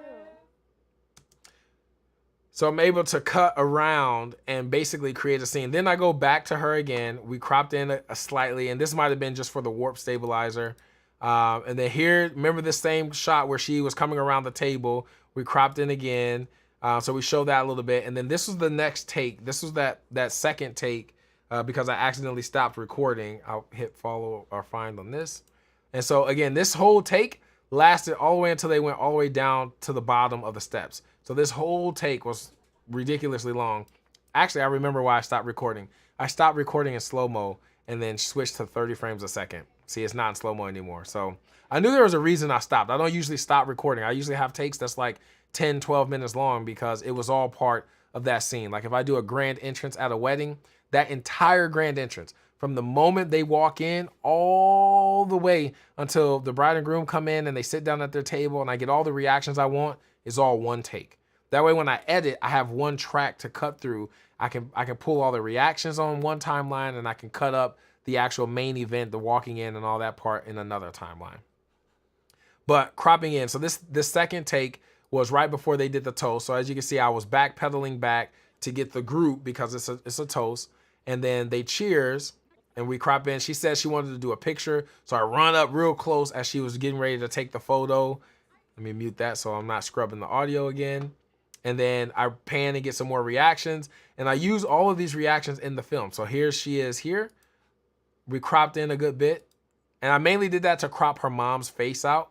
And I think her chest. I wanted to crop out her chest. It was just like a straight shot of mom's chest. So we cropped that out, cropped her face out, cleaned up the frame a little bit. Went to the next clip. This was the reaction. I actually had audio of her saying it's cute, and I really love that. But it happened at a different time. And if you listen, I believe you can hear Clark saying what she actually said. Or she already said the statement, but you can hear her being picked up in the mic. And I'm going to play that so you can hear. This is beautiful, honey. So beautiful.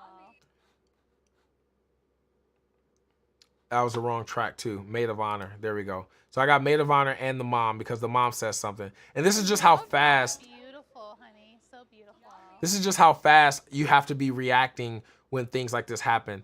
You have to be mindful of who you have mic'd. So I had, obviously, there's 5 mics going, so I was really trying to focus on the people talking. And so when I heard mom say something, I'm like pivoting to show the mom's face. When I heard the maid of honor say something, I'm pivoting to show the maid of honor's face. And so let me go back to the raw clip so I can show you that as well. So here we are, cropped in. So we got this shot where she's taking the picture and she talks, she's mic'd up. Then we see the maid of honor say something. We got her face saying it, and then the mom says something, and we cut to the mom saying something. And then Clark goes, can we do the toast? And then that's when I run back to get the full shot of them doing the toast. So all of that entire scene, y'all, was one camera angle. And basically, I guess the key takeaway is letting the camera roll and then focusing on who's mic'd up. Now, if you only have one mic, that's gonna be easy.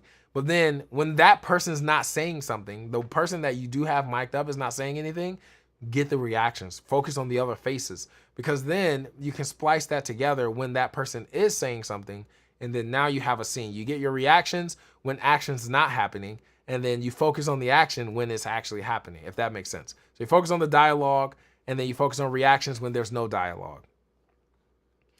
There's a couple questions that came in that I do want to answer. BTS angle, check it out, the wide angle. Where was it? Oh, right here. Nope. Where was the question I just saw? Side question, here it is. Where do you find your sound effects for royalty-free music? So I get all my sound effects now from Artlist, and I just like Artlist library more. Most of the sound effects, I have a few that I get from audio.com, but almost all of them in this edit come from Artlist. I have an entire download folder where I save them. That's the one from audio. The rest of these are all from Artlist. I love them. They sound amazing. And the library, finding the sounds is a little bit easier. I used to use Epidemic and it was just chaotic trying to find stuff. And so now I like that a little bit more. I'm just looking through the comments again. Oh, this was another question that I saw. So, did you location visit your scenes before the shooting day, or do you find your shots in the moment on the day? Sorry, I know this is a post-edit talk. All right, so I know this is a good question because I didn't see this house ahead of time. Normally, I ask for photos if I'm doing like a sit-down interview, so I know maybe if I need to bring some props. Like when I did her talking head, like the interview with the bride, I actually had her send me photos, and she had a beautiful, like minimal, it was like a white, a very like, well, I think it is minimal. It was like a white and light gray, like basically in camera, it was boring in camera, but it looked good when you seen it. It had, very neutral tones, but in camera, we wanted something vivid and, colorful. So the chair that she's sitting in is actually the chair. It's my wife's chair, and she had no idea. I took it from my wife's studio, brought it. It was just a nice teal chair that she's sitting in, and then I redid the set. That's usually the only time that I get an idea of what things look like. The house itself that we were shooting in, I found out all the stuff kind of on the moment. I showed up. I always show up well ahead of time. So like, I think I was supposed to start filming at 11. I think I got there at 9:30. And my assistant showed up at 10:30. So I'm always early because that's what you really have to do. You got to scout. You got to find out, what's going to look good. Where can you film? Where can't you film? And most of this was all outside anyway. So thankfully it was a semi-overcast day. So the lighting wasn't too crazy. It was still hot, but it wasn't horrible.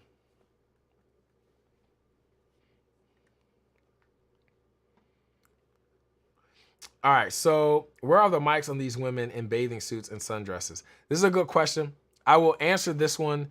They weren't wearing mics when they were in the bathing suit, though, actually. So they did all of the mics. Even right now in this scene, she's wearing a mic as a backup. I put the mics under the like their clothing, under the bra, under the shirt, whatever they're wearing. I conceal the mic so that it's the cleanest look. But during the pool scene, I have B-roll that I can show you, but it's gonna cut my audio off. But I actually mic'd, so I used the boom mic, and then I also use lapel mics. I used some Sennheiser AVXs, and I taped them to the candle holders. I'll play the B-roll clip just so you can see it, and then we'll come back and get back into the edit.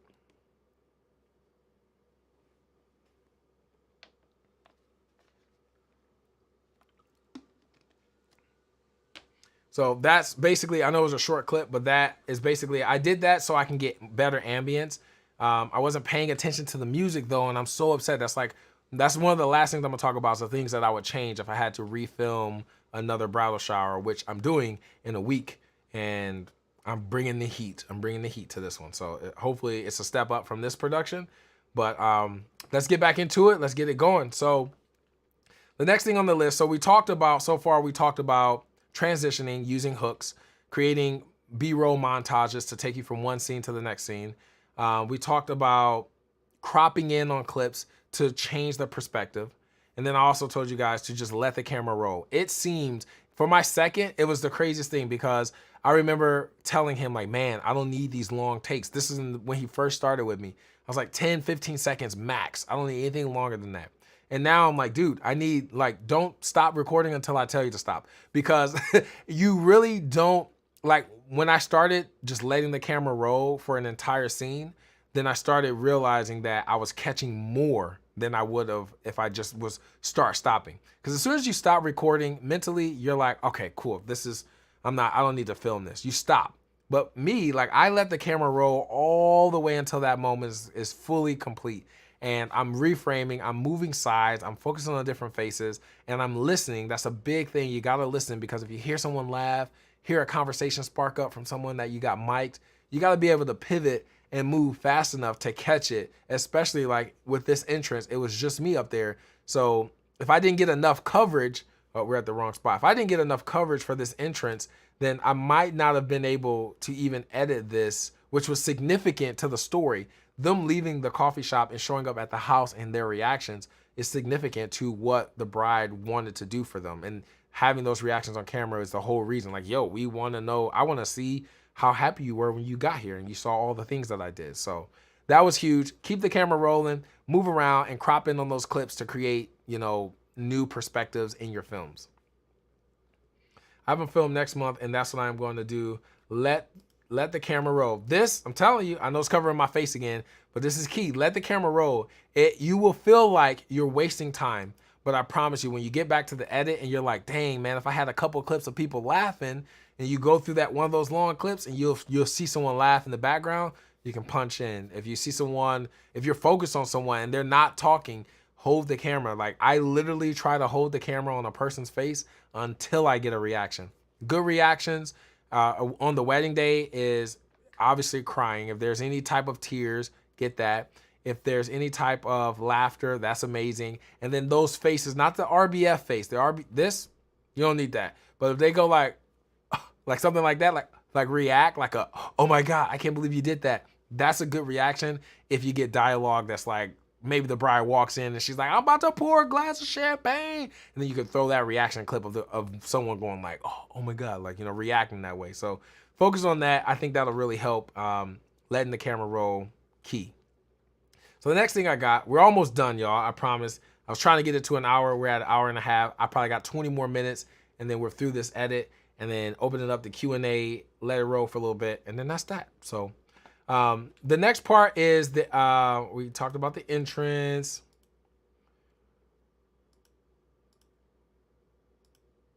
Okay, so the next part is, we already talked about it.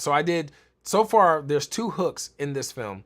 The first hook is where we bring in the names of everyone. The second hook is where we transition from the coffee shop with some B-roll, which again, these are stock clips. I live in San Antonio, so I could have went downtown and got my own drone clips, but I mean, why do that when they're already on, story blocks? These were good enough. This is just a speed ramp or a time lapse, and then a drone clip that I sped up to make it feel like these 2 clips kind of flowed together.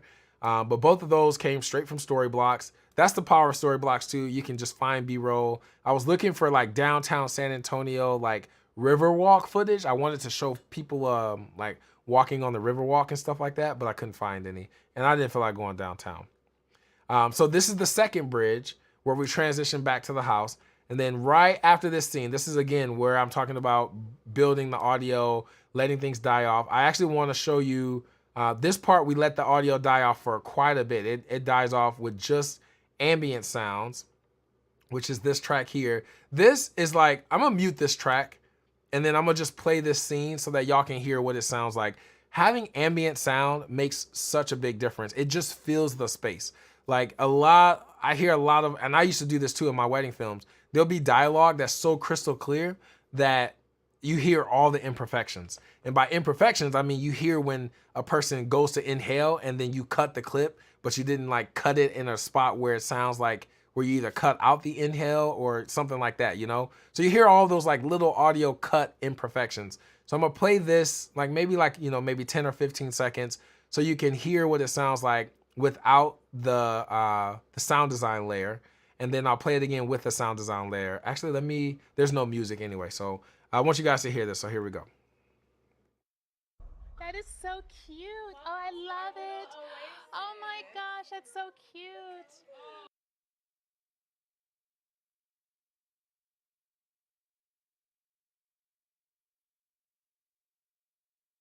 Totally realized I just had the maid of honor and the mom track soloed again.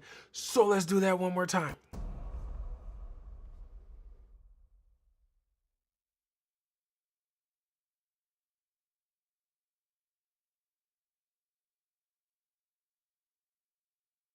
I don't know if you guys have headphones, but you should be able to hear some of that cutting imperfection.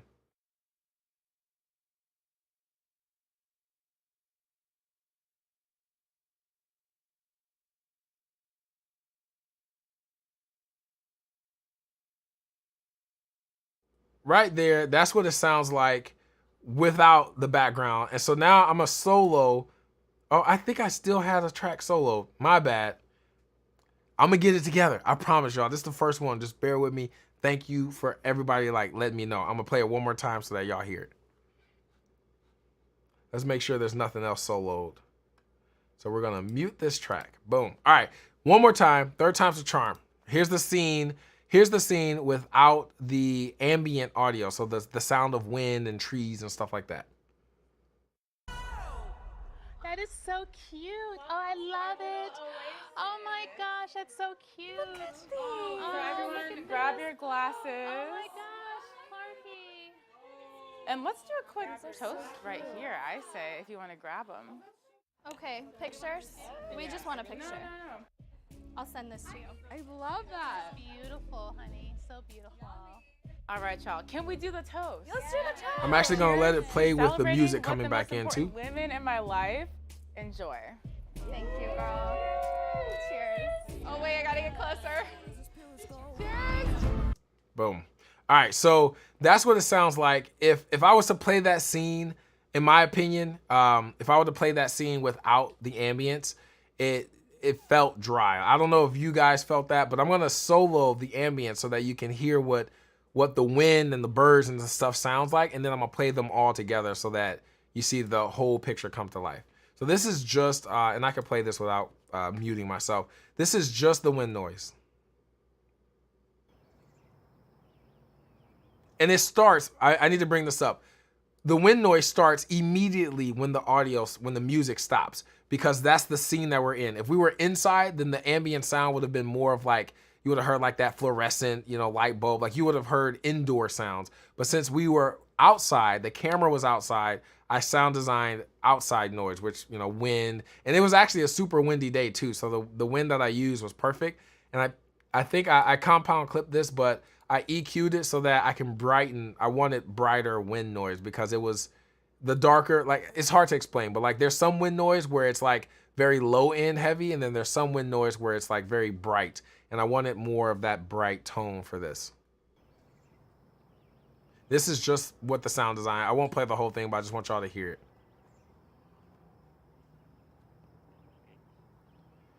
And then this is what it sounds like all together with the sound design and with the audio and the reactions of them walking in. That is so cute. Oh, I love it. Oh my gosh, that's so cute. Oh, So everyone, grab your glasses. oh my gosh, Clarky. So you see how it basically, all the sound design's doing is not crazy loud. This is another thing that you really want to focus on. Your sound design should never be like, oh my God, that sounds horrible. You should never know that it's sound design. And in my opinion, I feel like it sounds just like the mics. Like it sounds like Obviously, the mics picked up a lot clearer audio, so you don't hear a lot of wind, which is intentional. You don't want your audio to be, destroyed by sound and a lot of wind. So you got to add that in post. But then you don't want to add it in post where it's crazy loud. If it was like even if it was like here, it'll be too distracting. That is so cute. Oh, I love it. This is too distracting, Oh my gosh, and that's so it takes away from what they're saying. So the loudest thing, just like they say like in color grading and lighting, the brightest thing in the frame should always be the focus, right? That's the same thing with the sound design. The loudest thing you hear should be what you want the audience to hear, what you want them to hear. And in this moment, it's not the wind. I don't want you to hear the wind. I don't want you to hear the music when it comes in. I want you to hear the voices. I want you to hear the dialogue. So that's why anytime there's dialogue, that's always the loudest. That's always the focal. Everything else should be there. It should feel right, but you shouldn't be able to be like, oh my God, they added that sound in, or oh, that sound like that hit noise is just way too loud. So EQ it and mix it so that it all, kind of blends in. This question, I saw it pop up a few times. This is DaVinci Resolve. I use DaVinci Resolve. I switched to it about 2 years ago, and best thing ever. I still have Premiere Pro, but DaVinci, obviously I've been doing this whole live stream and it hasn't crashed, knock on wood, but there's no issue. I haven't had any issues with it. It edits amazing, and it's a color grading monster. Like, the color grading in it by itself is a reason to get it. So back to it. So the next thing that I had on here was, and this is actually a really good point to make, I did a reverb using, and this is another trick you can do when you want to emphasize maybe certain words that are said. And so the maid of honor, she's like all the way back over here, tucked away, and she's like, oh, I got to get closer. This is the maid of honor. She's like, oh, I got to get closer. And when she gets close, she goes, cheers. And of course, the maid of honor's mic. By the way, since y'all were asking, I can show you in this shot here who's all mic'd. So bride's mic'd. Her mom, which is right behind her, is mic'd. This bridemaid is mic'd. And then Bree is mic'd. And then Amanda, the maid of honor, is mic'd. So all 5 of them have mics on. This is one of the regrets that I had. I wish I would have staggered the mics so that, like, I wish I would have put Bree in the middle here.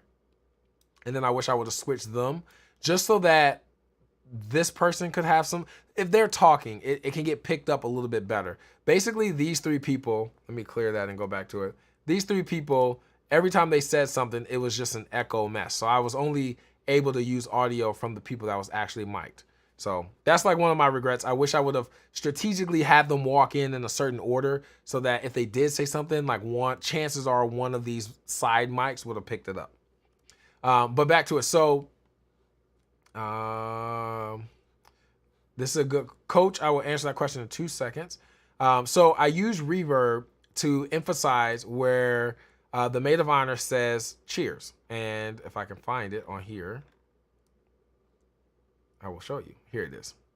So here she is right here. This is the maid of honor. She goes cheers. I'm going to play it by itself. Let's turn off. Make sure nothing else is on. Perfect. Oh, wait, I got to get closer. Cheers. All right. And then she says cheers and it cuts to the next clip. And then down here on my reverb track. Okay, this is crazy. I had it here. It must have got deleted. I had a reverb for her, for sure. I know for a fact because I loved it. All right, well, never mind. I thought it was on there, but I'm telling y'all, man, crazy things been happening. I had it on there and not sure where it's at. But anyways, I EQ'd it. I had her reverb track on here to emphasize the cheer, and it would like lead us to the next part. And then this is also where I bring in another hook. So we had the hook that introduced us to this scene, and then this next hook kind of segues us to more of the backstory. And this is where I bring in more of Clark's sit-down interview, and she's telling you like why she planned this whole, night for her, or this whole day for her girls to show up and have a good time and all that good stuff.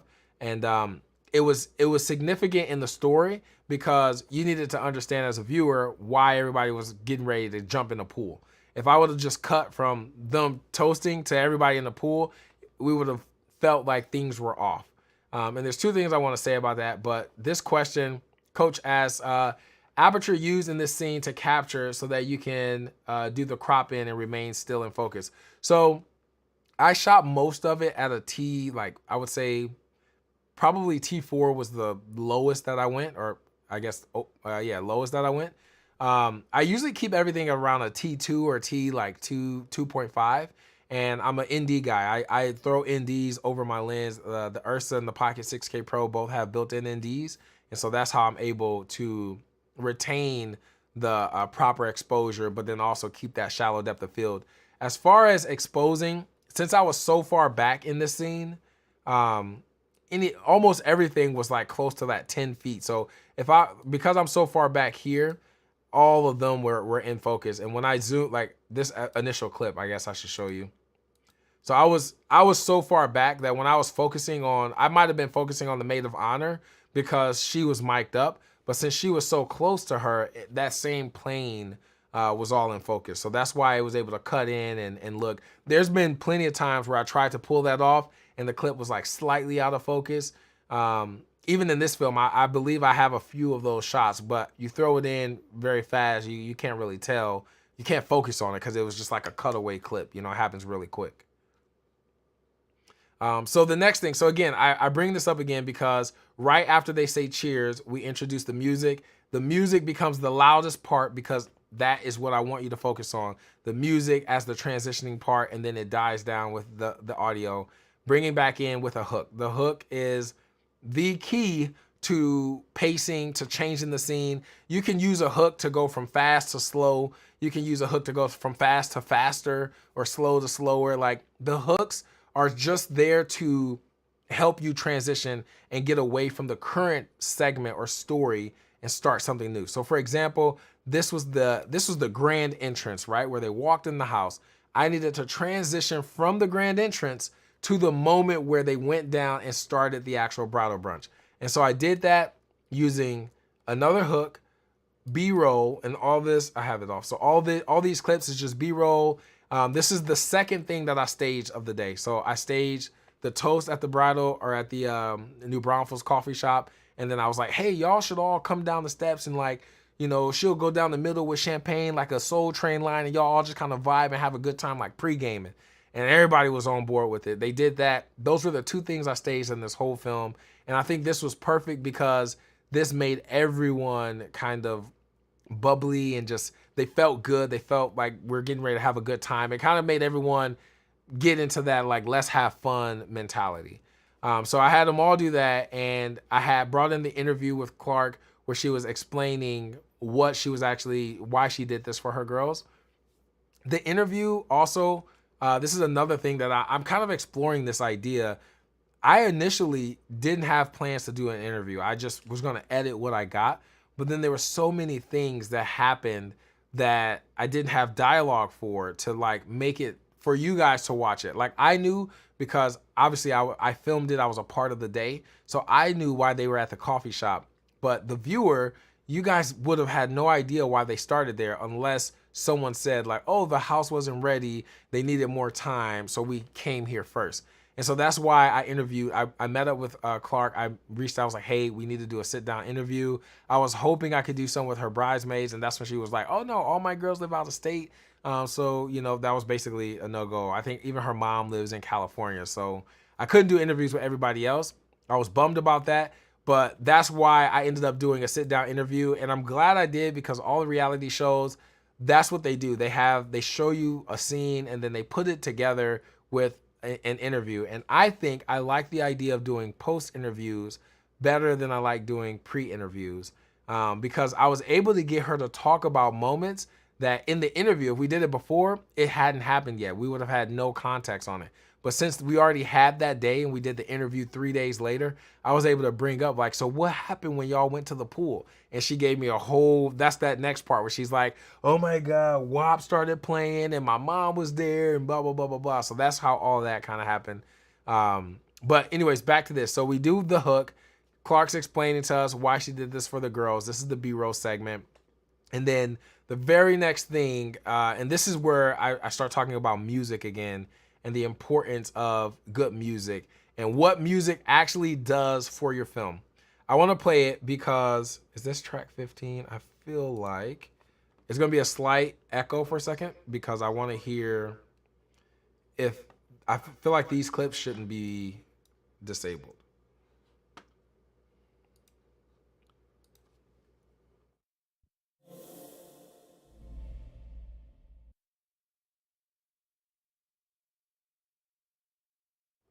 All right, so I'm back. Sorry about that. So, oh, there we go.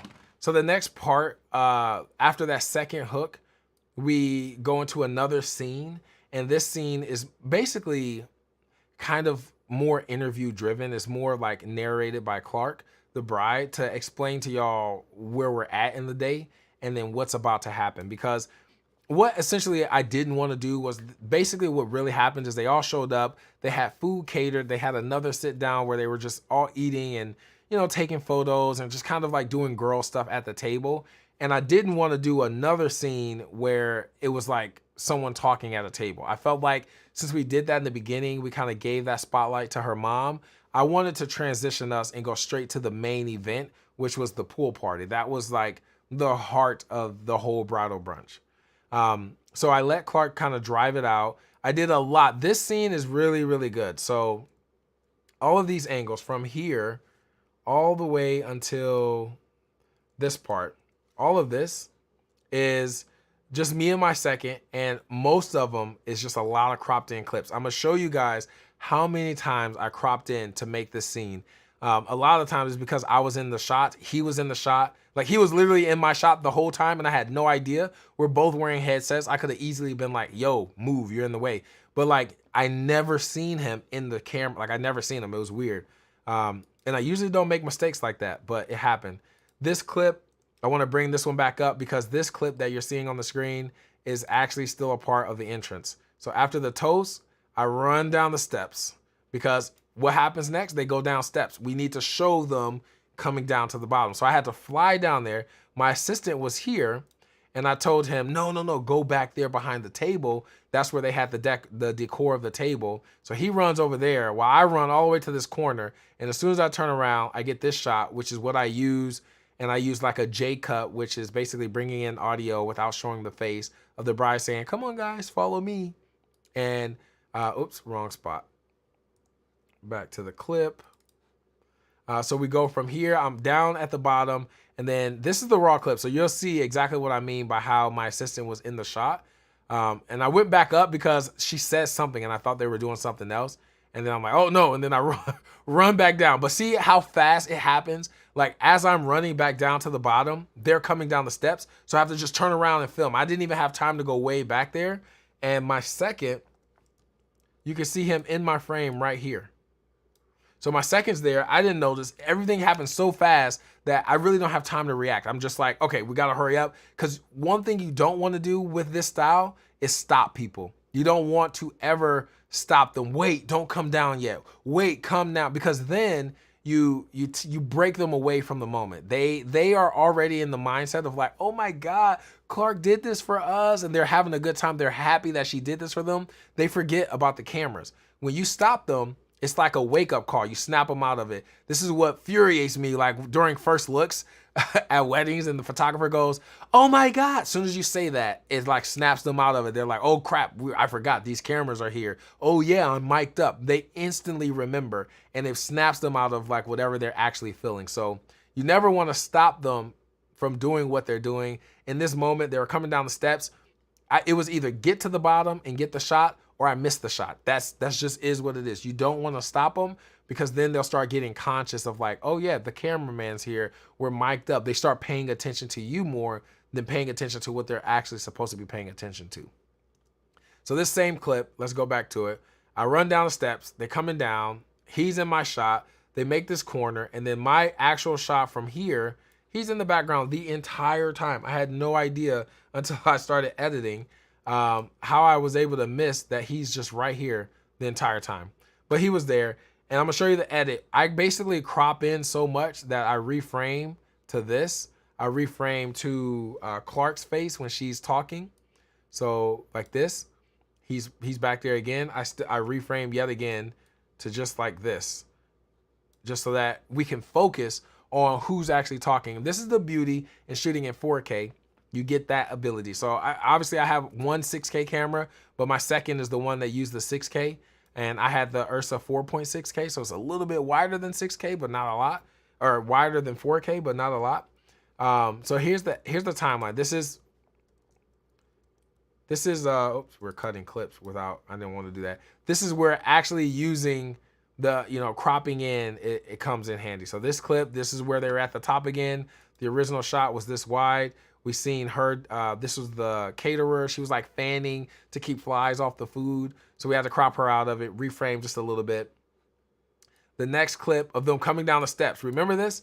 We see my second in the background back there. So we cropped in again, slight reframe. This is another thing that I did that I love. So I switched to my second's angle for a split second because she gets cut off. Most of his angle, it was actually a bad angle that he was sitting in, but he was able to catch this smile, which was like perfect. I'll show you his clip real quick. So like when they come down the steps, he kind of stood behind the chairs. There was too much blocking. So it's really a bad framing, but it was also a bad location. He should have probably been more to maybe that right side. In my mind, I wanted him there because I thought they were going to come down and then turn and see the table and sit. I didn't know that Clark was going to have an entire moment where she talks about the caterer, which again, it's in this space of filmmaking, you can't really plan for anything. You just got to hope that things fall into place. Have someone ready to capture, like when they turn around, Connor got all the reactions of their faces, and that's what was important to me. And so, yeah, I was on the other side getting, and which was perfect because when they turned around and started facing the caterer, I was there getting that angle. So back to it. So this is where I talk about cutting in again and switching up the perspective. I'm here with this clip. We cut for a quick second to my second where you see her smile. And then look how much we cropped in again. This is the same exact clip. So this clip to this clip, I cropped in so much just to give you an idea that it's a new clip. And I keep saying this because honestly, it's these little things that help you tell a better story and help with your pacing, help with your framing. We don't have a team of 20 people filming. And because it's just two of us, you focus on the masses and then you crop in and you're allowed to do these things in post to focus on more things. When she says, the maid of honor goes, "Oh, I feel like I'm getting married." That was a perfect moment to crop in, focus on her face. And what I was actually focusing on, because I was so wide, was I was focusing like here. I was focusing on the group coming down the steps, not Clark, which was perfect. And in that moment, I had no idea that the maid of honor was going to say something, but she did, and it ended up working out. And my framing and focus point was also perfect. I can play that so that you guys can hear it. Getting married. I think we got... Okay, no, it's good. All right, ladies, follow me, follow me. Wow, I feel like I'm getting married. Are you proposing to me? There's that. She says it there. ROH. And then we cut away. This is the same Pocket 6K clip. My second, we cropped in 2.2. So the original clip had all this dead space. You can see in the background my Easy Rig handle, which is ugly. And I think even a couple frames more, I end up filling up this whole spot right here. And so I just had no choice but to crop in and just focus on her face that entire time. And it works because we're shooting in 6K, so that held retention like really good. So yeah, just a quick reframe. Cropping, just say it's a game changer. It really changes the game for you.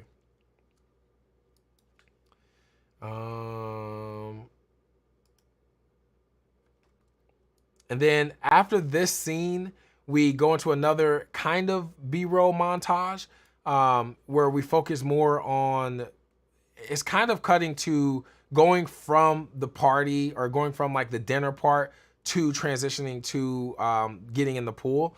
And the dialogue that she says in this moment is just kind of like, oh, it started off kind of casual. And then we gradually, I started seeing everyone make their way down to the pool. And when everyone went to the pool, I was so happy because I left my Ursa down at the bottom. And I was actually upstairs at that time setting up the boom pole for my second to boom audio. And I saw them all walking down in bathing suits. Or a couple of them did. And so I ran outside, grabbed the camera, and just started recording. And that's how I was able to get just a few of these reaction shots of these mom and one of the bridesmaids coming down the steps. This question, do you prefer a Ronin gimbal or an Easy Rig? I didn't even use a gimbal this entire day. I wish I would have for a few shots, like during the pool scene, just to get some motion. But honestly, the Easy Rig is the only way to me to be this efficient. Monopause would have slowed you down because you got to lift and lower, and having the Easy Rig, I can hold the camera for incredibly long takes and reframe, reposition, pivot, get new reactions, raise it, lower it, all in like milliseconds. Like, it takes nothing to just lift the camera, drop the camera, point, tilt, pan. Like, it's so easy. And I use the stable light, so it helps dampen like the hip movements when you walk, which you see some of it still, but it's not super distracting. How much you make from these edits? This is a good question. Ironically, I did this whole film for free, so I'll talk about why in the Q&A, which is coming up, I promise. I just wanted to answer that because I get that question a lot. How much did this cost? And this was an experiment. This was like practice. This was me trying to figure out how to make this actually work and come to life. Now I got crazy ideas for it. So, all right, so back to it. The next part, it kind of gets repetitive from here. So if you've been here for a minute, you understand the cadence. The cadence, even in the wedding films, the wedding trailers that I make, it's all the same, right? We have a scene, or even if it's a mini scene, it can be like you take the wedding day, you take whatever you're filming, and you break it down into parts when you edit. So, you know, the arrival, that's a scene. Make a scene out of that. Show clips coming in, show some establishing shots, things like that. But the cadence of this entire edit and the way that I edit films is broken down into mini scenes that's divided, that's cut together or spliced together with a hook. So you have, just like music, right? You got your verse, which is like maybe the intro scene. Then you got your hook. This is our transition segment to the next verse, which is another scene. And so that's exactly what I'm doing here. Every time I'm ready to take you to another part of the day or another moment, we transition using a hook. And so in this case, the hook, it was kind of a hook, but it was kind of still part of the scene. It was this where the music drops, it changes to more of this like raunchy beat that kind of leads you in suspense. And then it's backed by the bride's audio from her interview, but it all kind of helps take you to the actual party scene. And then we're actually in the pool for the duration of the film. So I'll play this. There's a lot that I want to break down, not a lot, but just some key moments that I love to do, and that with reverb, with sound, all of it right here. So I want to play this part starting from about here until after to about here. So we'll play this little segment for you, and we'll come right back. We started off fine. It was really relaxed and just kind of casual. And then I remember everyone slowly making their way down the steps. We had been drinking quite a bit, and my friends can be a little crazy. I feel like everything just, I remember shaking my butt a lot. Oh my God, and then WAP was playing. During all the parts where she's talking about getting buckets and mops, I just looked up at my mom and she was like, I just like the beat, but I know she was listening and I know she was judging us.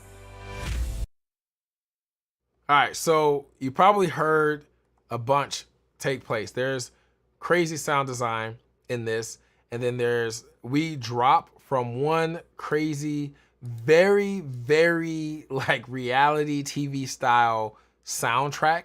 And I went with this soundtrack. Again, it wasn't like I was looking up reality TV show music, but I wanted something that fit that bubbly feeling. Like, just very like, I wanted something that was so different from what we've heard, but had that like character of like witty, ditzy reality. I guess that is what I was looking for. I was looking for some sort of reality sound bed, something that just was like as corny as I could get it. And then I wanted to flip it and take you to music that we actually love and enjoy.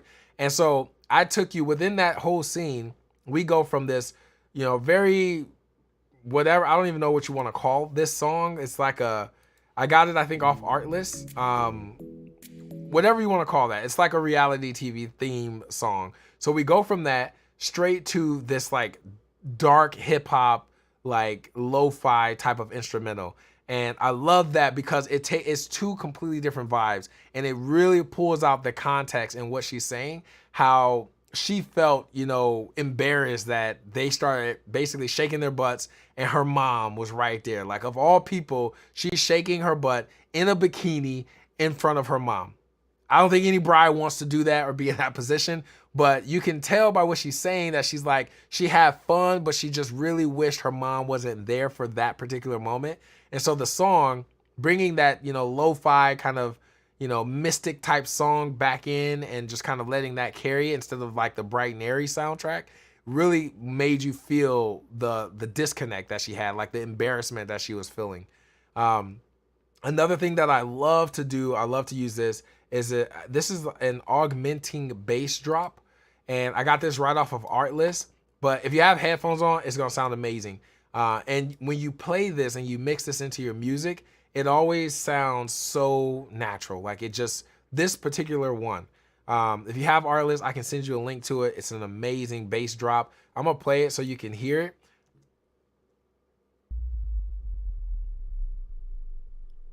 Like it's just, it's something about it, especially when you're listening to it on like good speakers. It's a boom, but it feels like it's like so full. Like it fills the entire low end spectrum of the EQ settings. And this is where I love grouping sound designs to make things stand out. So I grouped this here is another one of my favorites. I'll play this. This is one of my favorite hits. I use this all the time in my trailers. Slight little lag there, but I love using the hits, and then I love on the hit, on the actual bass, I love adding the augmented bass drop. And I did that again a little bit later where the song changes back to the Lady Bree soundtrack. So I did it again, but I love doing that, and I love adding, I did reverb again. I know for a fact I did it this time, and reverb is boom, right here. So we did it a couple times. I'm gonna play just the reverb track. I want you guys to hear how I use it. So I use it in both the audio, and then I use it when they're cheering right here, going into the pool, and then it transitions out. So play this for you real quick. It's selected, yep. We'll deselect that, and deselect that.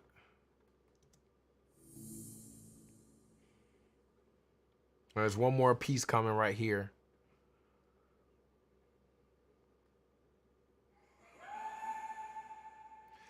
So this is why I love, let me play that one more time for you so you can hear.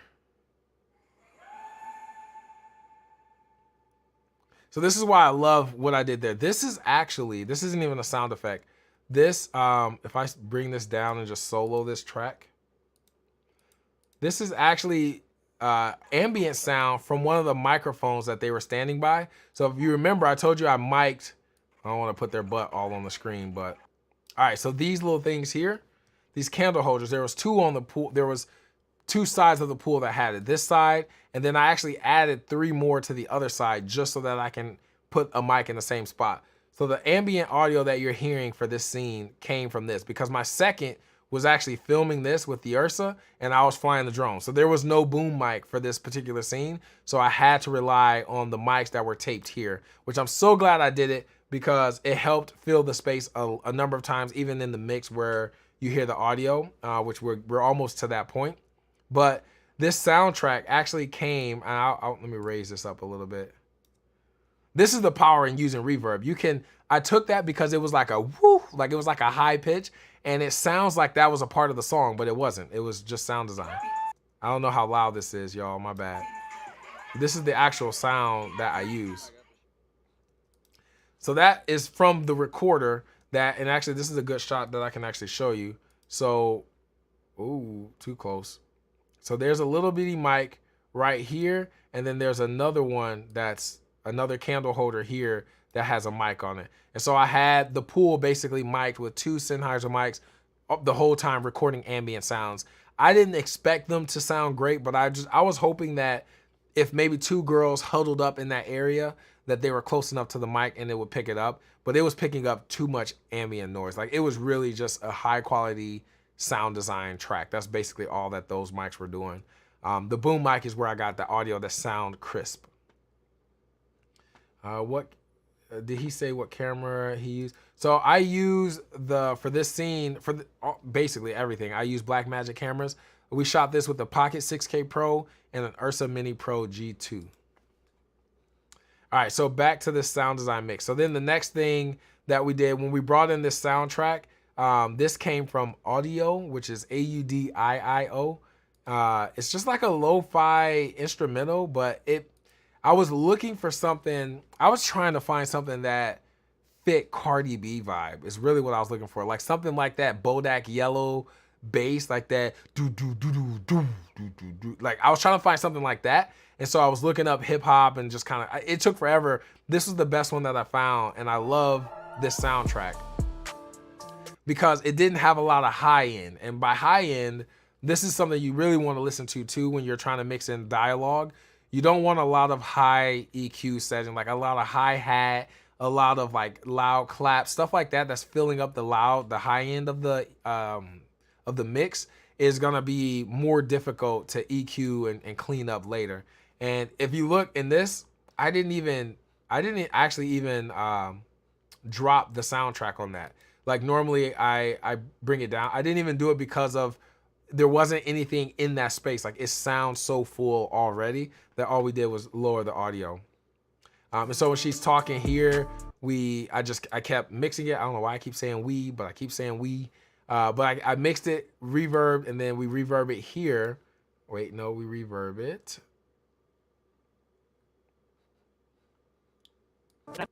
here. She was like, I just like the beat, but I didn't know she was listening. Oh no, I didn't. All right, so this is a good example of where I had a reverb. As you can see, track 15 here is the reverb track. So I had a reverb, and then I decided I didn't like the reverb. I'd rather fade it and then bring in the new song like this here. So I did have a reverb. This is why I never delete stuff, because I constantly go back and forth like, oh, maybe I do want to use it. Maybe I don't want to use it. Who knows? I did reverb her voice though. And I remember doing this last minute. I added another reverb track to track 15 to keep from deleting this. And I added it because I think she says, I knew she was judging us and I wanted the us to be like us and like carry on kind of out in the distance. Yes. Let me make sure there's nothing else soloed. Yep, there's not. Okay. Yes. So I did that again, just the reverb one more time. Yes. That's just the reverb. And that mixed in with the song that brings the song back in. I think, to me, reverb is the best way to just abruptly end. Like you have to play around with it. One trick that I will tell you is that you want to start the reverb before you have the ending. So like the actual soundtrack, this is where we cut it, but I introduced the reverb like maybe 8 to 10 frames sooner on a fade, and then it's at its loudest for just a short window, and then it fades out. And then basically what that does is just like, yeah, like that. It does something like that, where that very last part is the loudest, but then it dips so fast that it doesn't pick up anything that happened after, but it lets the reverb carry on. Quick note to bring up too, the reason why I add reverb to the audio track instead of the actual, like the sound itself in the timeline, if you add it to the track, what happens is you're able, even after this clip ends, the reverb continues. So as long as there's footage and things after it, the reverb will continue and kind of be a full reverb. If you add it to the song, to the actual track itself, not the track, but the actual clip, if I put the reverb here, it's going to end as soon as that clip is cut off. And so that's the big difference. That's why I added to the track mixer, so that when I add a soundtrack to it, and it's even quicker. Usually, if I know I want something reverb, I just drop it down on that track. I know it's gonna have the reverb settings that I want, and from there I just dial in the volume and the intensity. So it's faster in that sense, but then it's also better because then you don't have to worry about the reverb ending exactly when the clip ends. It's gonna end basically when it fades to nothing. It's gonna end based on the amount of milliseconds you have programmed in your editor for the reverb to last. All right, so we almost done. We we almost done. This is 2 hours. Woo, this is a long live stream. I thought 1 hour was gonna be perfect. Almost done. The last few things that I had was actually that was it. Actually, the next thing was just talking about what I wish I would have done differently, what I would have changed. I'm gonna change that out. So I guess let's play the transition again. So there's not another hook. I kind of use, so if you watch like TV shows a lot, I actually got this from Vampire Diaries.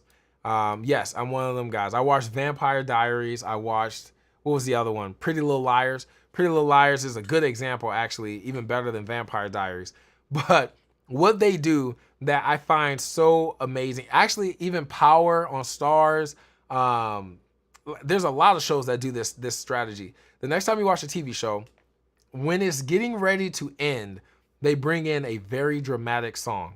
And by dramatic, I mean like it's a song that basically puts the cherry on top to that episode. So, you know, sometimes it's not super dramatic and like, you know, all emotional driven, but it's usually like a very powerful song. Like it is a song that basically concludes this episode.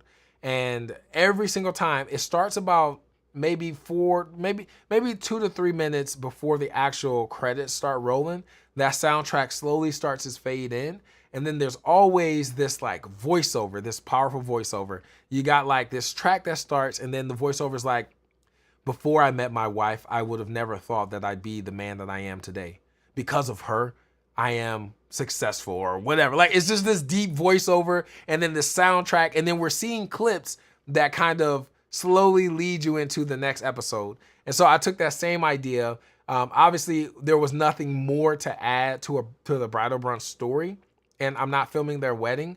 So I wanted to recap the whole day. I wanted to recap what Clark was feeling.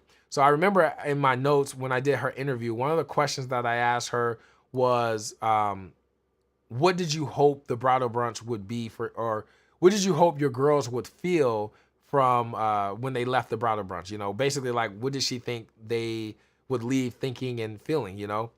And she was just like, I wanted this to be a moment where we could all just bond, connect. Like she said a lot of things that just, it was the perfect closer. Like it was so good. Of course we cut it up, but like, that is how I brought that in to let you know with this soundtrack, to let you know like, okay, this scene, this film is actually ending. We're not ramping back up again. We're not going to another hook, transitioning. This story is now complete because we're hearing how the day went. We're hearing how she was happy. And then I'm so mad. I was so mad about this. I did interviews at the end. I just ran around. I was like, hey, what'd you think of today? And I was talking to people and I had my Rode mic plugged in, but I forgot to switch the input on the camera from the camera mono, which is in-camera audio, to the XLR1 input. I forgot to do it. Players mess up. That's all I can say. There's so many moving parts. But what she said, I still wanted to use. So I just kind of made it look like it was this like old school, you know, this old school effect. Oops. And so we just did like the little box frame. I don't know what I did, but for some reason and I might be able to reset it. Okay, I guess it's gonna reset either way. So never mind. It just crashed on me. I just was talking about how DaVinci never crashes, and here it is, it just crashed. But that's not bad. For 2 hours, it finally crashed. We're good though. I'm pulling it back up. That was basically the end. So just to recap this whole process with y'all, it's back online, just like that. Oops. I want to actually play this ending and then I'll open up the Q&A. We'll finish strong. I know there was a lot that was talked about. I will be cutting this video up to repost and re-upload. But let's play this ending so you can see how it ends. And then it's now got my grade back established. I'm not sure what happened, but it's back. And then we'll end.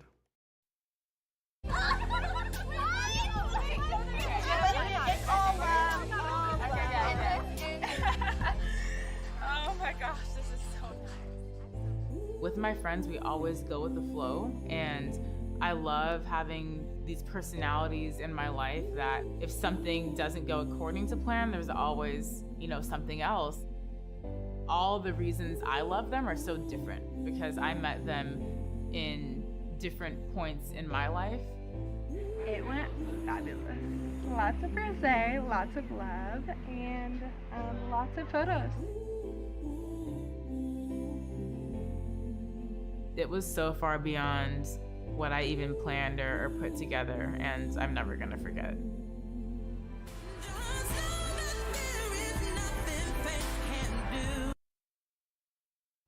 One thing, I wonder if I still have these clips up. Yeah, I think I do. So I originally, you see all these text layers. I wanted to do this, but then I ran out, like I was just running out of ideas, but I really wanted to bring in, like, I want to showcase, and I want you guys to start doing this in your films, because I think it's important that I think it just adds like a level of like production stamp to it. But in my weddings, I've started showcasing the vendors that made this entire like wedding possible. And I think it does two things. It makes the vendors happy that you included them in the film, show recognition, but then it's also like, you see all this magic unfold and it's like, dang, like who coordinated that? Where is this venue? Like all those questions from people that watch it, I feel like it just helps. And so I wanted to originally do something like this where it showed Connor White is my assistant, the cinematography, and then the music. These are the actual artists of the soundtracks that I use. Lady Bree is on Music Bed, and then I think it's Havan. He's on audio.io. And so I did that originally, but I want you guys, I do it in my wedding films now. I start adding like the vendors. I think it's a really cool thing to do. But yes, so that is the film. I know y'all, I saw a question come in saying, can we watch the whole video through before you end it? And I'm definitely down for that. I'll cue it up on the iPad so it's full screen. We can watch it through, and then, but we'll do it after that. Let's do the Q&A now, because I know y'all probably have a lot of questions, especially if you've been sitting through this whole thing. So I appreciate the love for everybody that's still here. Let's do the Q&A right now. So now you can ask any questions that you want about the edit, about the gear we use, whatever you want. I'm pretty much open to whatever. So we can make it, let's do the BTS angle. Let's switch it up a little bit, give y'all a little wider view. I'm actually go through because I saw there's some questions that are highlighted. At what point in the process do you color grade?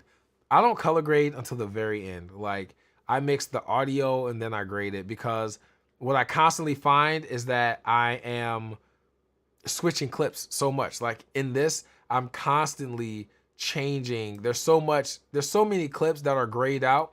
Like this, for example, this clip is the 5th one on the stack. This is the other clip I had, didn't like it. The other clip I had, this is a different part of that drone clip, didn't like it. This is a zoomed in part of the clip, didn't like it. But they all worked at one point. They all worked. And then this is a pool scene. So all of those, and the shot that I ended up using was them pouring champagne. So I don't grade until the very end, because it can just be, it's just, you just never know. Like, I'm constantly replacing clips until I'm like, okay, this edit is set, then I grade it. The other, I guess, the situations where I would grade a clip first is if I think this clip is underexposed or overexposed, and I'm wondering if I can save it. So if it can be salvaged, then I'm like, let me slap a quick LUT on it, see if it's even usable. Or if it's super shaky, I'll try to warp stabilize it. And if it works, then I'll keep grading, or I'll keep editing with that clip. But if it doesn't, then I'll just scratch it. So that's like one of the exceptions that I'll make to actually color grading. In this film, what helped dictate the choice of frame rates for these shots aside from dialogues and B-roll? So I shot everything in 30 just in case I needed to slow the clips down a little bit. I don't typically want slow motion footage. The whole intent of this was to make a reality TV show. Like, I wanted this to feel like reality TV. And if I did do B-roll, I wanted it for a dramatic moment. Like, I actually think there was a clip when they walked in, like the actual shot of them walking out of the car, getting to the house. So this clip here, I think this shot was, nope, it was in 30, but I did slow this clip down. So this shot I did slow all the way down to 75%. But I really only wanted slow-mo for like that just dramatic moment. Like when they were coming down, I actually did that in slow-mo too. where they did like the little Soul Train line here, this was all shot in 90 frames per second. So I did that just so that I can slow it down and give it its own scene. So this is all shot originally in 90 frames, and that's how I chose to do that, because I knew I wanted this in slow-mo. I wanted this to be a moment where all the characters were able to have their spotlight, their moment in the spotlight, and just be themselves. And I wanted that in slow-mo so it can just accentuate whatever it was that they were doing. And not all the clips I put in slow-mo, but I shot it in slow-mo, and I think 4 out of the 7 people that were there were in slow-mo. So I know you get this question a lot, but missed your answer before. What lapels do you use to mic everyone up? So I use the Sennheiser AVX. It's gonna cut me out. I have B-roll, but I can't play it. The Sennheiser AVX and the MKE2 are the mic and lapels that I use. The MKE2 is just, that mic is amazing. It's super tiny. So they all had on bathing suits with just like some sort of like cover up, and it was on all of them. It was on 5 girls. It was perfect. They're discreet, but they sound amazing. Like, I would hands down recommend them. They are not cheap. They're not a $50 lapel mic, but if you have budget to buy one, like, I would definitely get yourself one. Even if you don't have a Sennheiser AVX mic, you can use them with like the Rode mics and stuff like that. Just the quality of that microphone is amazing. So just saw your tilt to TikTok. We was lit last night on TikTok. Talking to Tilta, hopped on the live stream, and I just went full fanboy. So I couldn't contain myself. Can we watch? Oh yeah, this was actually an old comment. I will play the video after this segment, just for anybody that wants to watch it just while we're on the live. How do you get clients for something like this? So this is a good question that that I want to. This right now, this idea, this concept, to me is still in the works. There's so much more that I'm trying to find out to even be able to show y'all how I'm doing it. It's like, I don't know, because I'm still in the process of like learning and figuring out what's required. Like in this scene, this bridal brunch, I wish I would have paid for my my third guy to show up. I wish Robbie was there so I could have 2 cameras rolling during the pool, have someone dedicated with headphones listening to audio. There's a lot of things that I wish I would have done differently, but I'm learning. So like, I think if you wanted to pitch this idea to someone, the best sales tactic wouldn't be like, oh, would you like me to film your bridal brunch? Most of the time, they're probably gonna say no. I think you should package together a certain amount of production days that could include a bridal brunch, could include a rehearsal dinner. It could include maybe they're partying the day after the wedding, and you film all of that for like one price. It's like a part of the package. I've tossed back and forth the idea of selling a weekend wedding film production. So I have a lot of couples. Even when I got married, we got married on a Sunday, and everybody flew in Friday. We went out in Atlanta on Friday. Saturday we had a house party, and then Sunday we showed up. Half of us was hungover, and the other half was good. But we showed up to the wedding like that and just kept the party going. That would have been perfect to have someone film all 3 days for us. So that's one way of pitching it. It just really depends on like how you're gonna sell it. That's what I'm still trying to find out, to be honest, to be clear. So. What made you decide this editing program over Premiere Pro? So I actually was using Premiere Pro up until, I think it was 2020 is when I actually bought the Ursa. I think it was right after COVID. When I got my first Blackmagic camera, the B-Raw plugin for Premiere was like very finicky. Like sometimes it worked, sometimes you had to restart the computer to get it to work. Now I heard it's really good. It works fine. It's like native into Premiere software. But at the time, B-Raw worked better in DaVinci. And I wanted to get when I would color grade in Premiere, I couldn't get it to look the way I seen other Blackmagic camera users footage on like Instagram or Vimeo. I couldn't get my footage to look like that, and it annoyed me. And so I was like, well, what are they doing? And all of them were editing or color grading in DaVinci. So that's the main reason I switched. Another reason is that it doesn't crash half as much as Premiere Pro. So, do you shoot all B-Raw, and what was the learning curve to that workflow? So honestly, B-Raw is the easiest codec. I think it grades and edits so easy, even on my laptop. I just have a little MSI laptop, nothing super spec'd out. It's not like the best one that they sell for content creation, but you can edit B-Raw on, entry-level MacBook. cheap laptop. Like B-Raw is a very easy codec for the computers to work with, especially if you use DaVinci Resolve. It's like, I mean, it's like editing almost like just 720 footage. Like I edit full timelines in 6K and with the Ursa with stacked, effects, and I don't have any issues. The learning curve wasn't the workflow of using B-Raw, but it was starting to buy, like you need drives, you need backup drives. It takes up a lot of storage. So if you want Blackmagic and shooting B-Raw, you will need a storage solution, whether you do a bunch of Samsung drives or whether you do like a shuttle like I got back there on the floor. It's gonna take storage. That was like the biggest thing when I started really using the Blackmagic at weddings.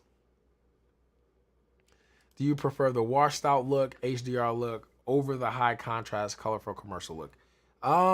That's a good question. Honestly, I like my colors to look rich, and I guess rich and creamy would be the word. So like not really high contrast, colorful commercial look, yeah, but it's more of like I like rich tones. I don't like things to that's just me. Like I like the colors to be like deep and like rich, vivid, but not like the washed out or like the super contrasty where it's like real dark, real bright. I don't like that either. I like just my colors to have like a very punchy vibrance to it. It's hard with what I do because I'm filming in areas where I don't have time. Like the coffee shop, I couldn't set up lights in there. We showed up, we started filming on the spot. And I was going based off the window lights and the lights that they had on. I can't tell a business to cut the lights off. So it's just, a lot of the things I'm doing now, it's hard to get the looks that I want because it's very run and gun, impromptu, and I'm not setting things up like they do in actual movie sets. So, but my overall style is definitely the more rich and creamy look. Do you shoot without autofocus mostly? The Blackmagic don't have autofocus. If you get a Blackmagic camera, I would honestly say when I got my Ursa, I feel like that made me a better filmmaker. I feel like at that moment, because of all of the obstacles I had to get comfortable with, like running handheld, you can't throw an Ursa on the gimbal. I could throw it on a Crane 3S, but then it's just this huge, heavy payload. No IBIS. Like the camera has no IBIS. The Cine lenses, obviously, they don't have IBIS. And then no autofocus. So literally everything that I switched from, I had a Sony a7 III that had amazing autofocus, had in-body image stabilization. I was shooting with G Master glass that also had stabilization. I literally just threw all of that away and bought a camera that took all those features out and was way more expensive. So I think it made me a better filmmaker in that sense of I was more intentional with how I was shooting. If I knew that, I want to get this shot of the bride walking down the aisle, I wasn't trying to get this crazy sweeping shot. And I wasn't shooting on a 15mm lens. I was shooting tighter and I was focusing more on faces and better framing. And I honestly feel like taking all of those auto features away made me a better, I guess, not cinematographer, DP. It made me a better camera operator. Like I was better at framing, focusing, and getting things the way I wanted in camera than trying to rely on the camera to make those decisions for me. Have you had any experience with editing R3D files? I have, and this was like 2 years ago, so it was before I did updates on my computer, but it was a nightmare. Like I was editing in Premiere. It was just, I had to make proxies, and I think it was just 4K, I believe. I think it was a 4K red file, or it might have been 6K, but I was dropping frames. I think I was getting like 4 frames a second, or it was just like it was crazy. So red, that's why I love Blackmagic. That's why it's hard for me to switch, because I get 12-bit raw out of the B-raw and it edits so easy. Like the frustration, you don't need a $10,000 computer to edit B-raw. If I had to edit on the go, I could do it from my laptop with ease. I'm not gonna have to worry about rendering and stuff like that. So yeah, I think B-raw wins because of that to me. Oops. I'm a film student right now. I just found you a couple days ago, man, and you're quickly turning into my favorite person on the internet. Dude, I love that. Thank you, Caleb. That means a lot. I love all the support. I don't know if you found me on TikTok, but I definitely appreciate it. All of y'all that stuck through this long 2.5-hour live stream. I'm like, thank you. That's all I can say is I appreciate y'all sticking around. Hopefully it was informative. It was my first one.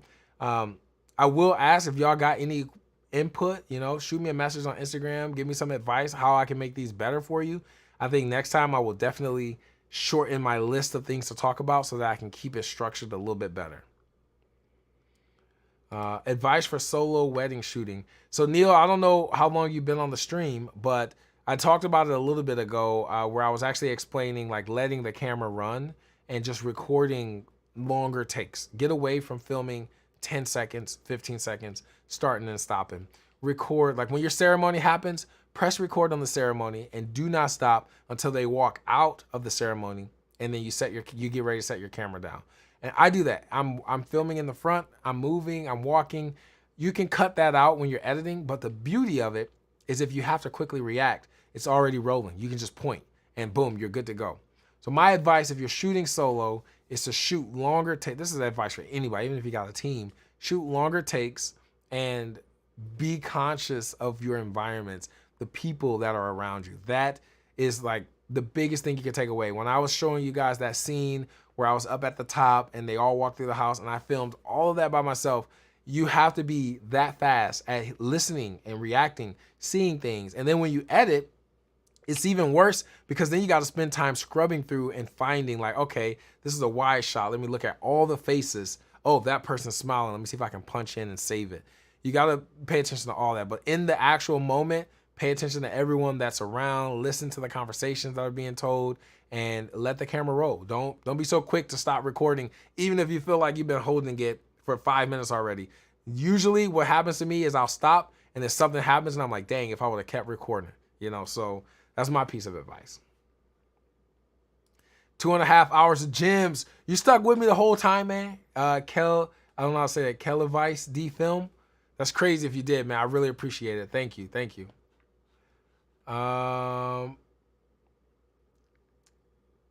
Is Blackmagic versus Blackmagic Pro worth the price jump? Are you talking about like a regular 6K or the 6K Pro? The only reason why I would get a 6K Pro is because of built-in NDs. That's the only reason why I bought it. At the time, I had just the Ursa, and I was waiting to either buy another Ursa or I was hoping that Blackmagic dropped a Pocket 6K or even a Pocket 4K with B-Raw or with built-in NDs. So the built-in NDs, game changer. Definitely gotta have it. How much storage do you go through on a normal wedding day? This is a good question. Let's pull up my shuttle, which right now is, I just cleared it out a little bit. So this is the main, how do I do this? There we go. So this is the main editing beast. It's a 24 terabyte shuttle. So this one right here. And as you can see, I've only got 3 terabytes left. These are my backups. This backup, this backup. This is an editing drive. It's an 8 terabyte editing drive, so that doesn't really count. But backup. This is how many backups I have running just for this setup right now. It's crazy. But if we look at the actual file system itself, let's do Jillian and Gabriel. This is the most recent one that I finished and posted on YouTube. 1.10 terabytes. Not bad. They used to be a lot more, but now that I only film in 30 frames per second, I get a lot more footage out of it. Bianca and Ryan's another one that's probably up there. 1.25 terabytes. Let's look, even the bridal brunch I think was up there because of how long the takes were. 541 terabytes for just this bridal brunch. So this 5-minute film was 541 terabytes. It's just, you know, you're going to be up there. Like almost every wedding is about a terabyte, like 1 to 2 terabytes every single wedding. It's crazy. But B-Raw is so good. To me, it's worth it. Like I can go buy another drive. Cool, whatever. Like it's so good to use B-Raw. I love it. Have you ever shot on film or Super? I haven't. I've been wanting to, but like, I feel like my workflow now is like, it doesn't really fit. I feel like that's more of an artistic choice. And I also know a lot of big names in the wedding space that do it.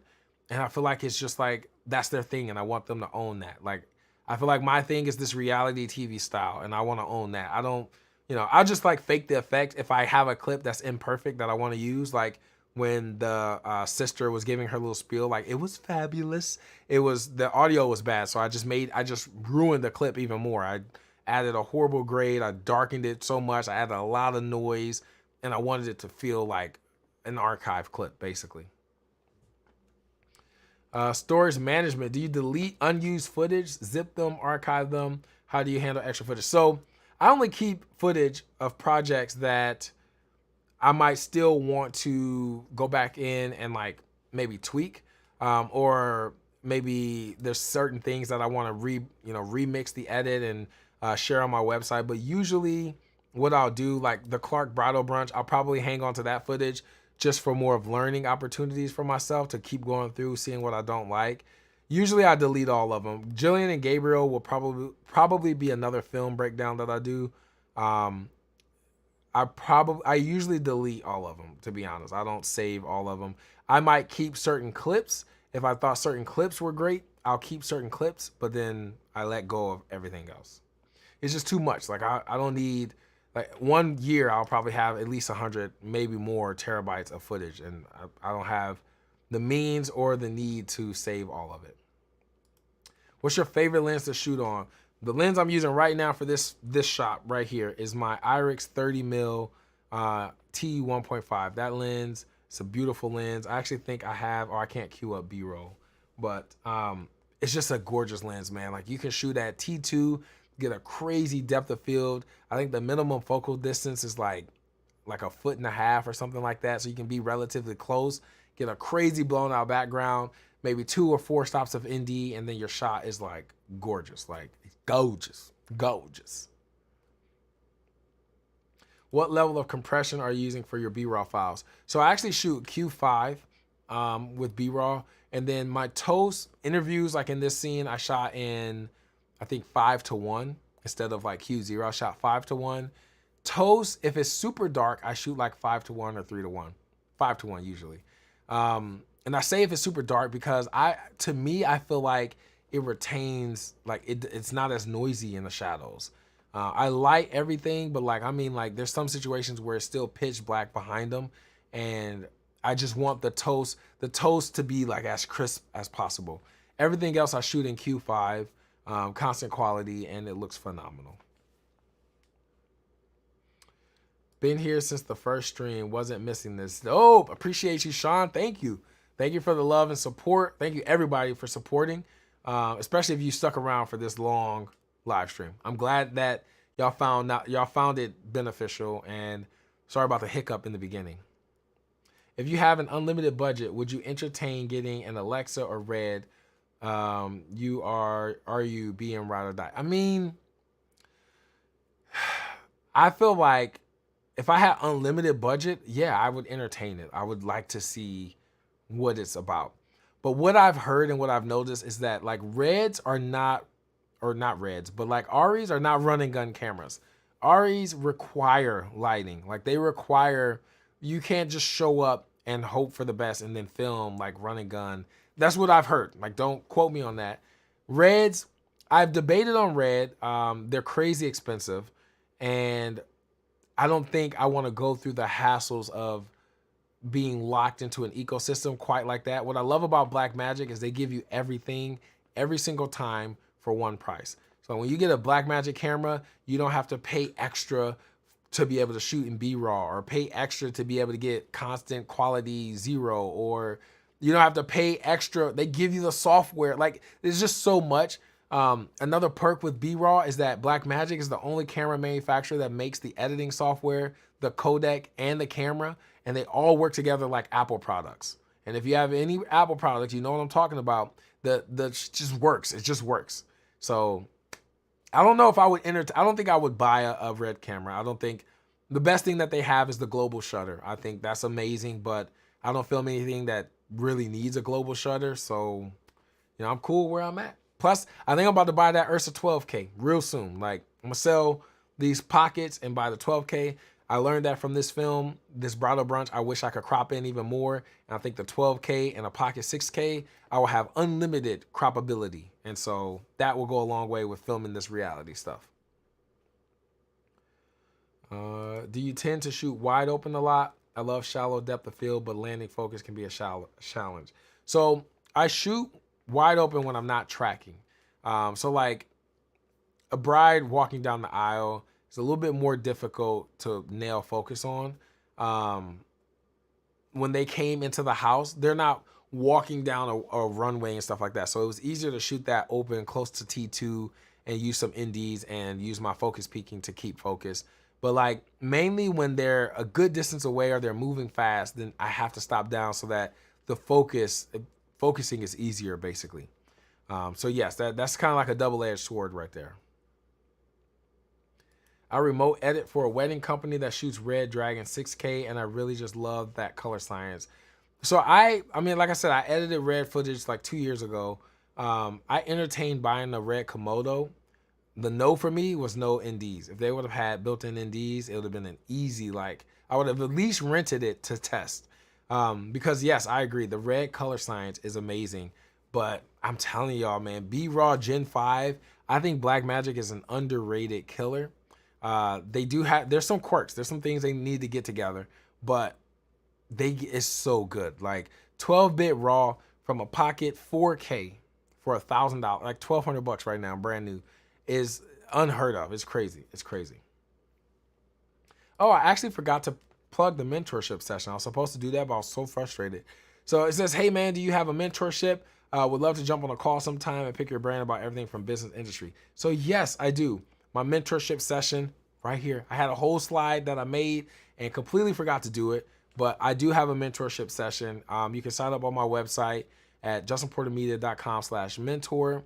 They're 101 virtual calls. I'm hoping to bring some sort of new, I guess I want to do something more where it's just not virtual, like one-on-one calls. I want to do something where it might be like package based or something where I can really walk you through an entire wedding. So like your wedding prep, wedding focuses, and then from starting your edit or helping you develop the story for your edit, stuff like that. So there's more ideas that I want to have, but for right now, the mentor program, just I talk about a lot more than just what's on this list.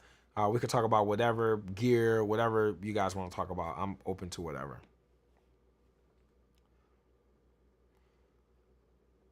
I'm not a wedding shooter. I shoot content for a marketing company, but I love your Q&A and energy. Can't wait to see more content. Thank you so much, Sam. Oh, forgot that took me off. There we go.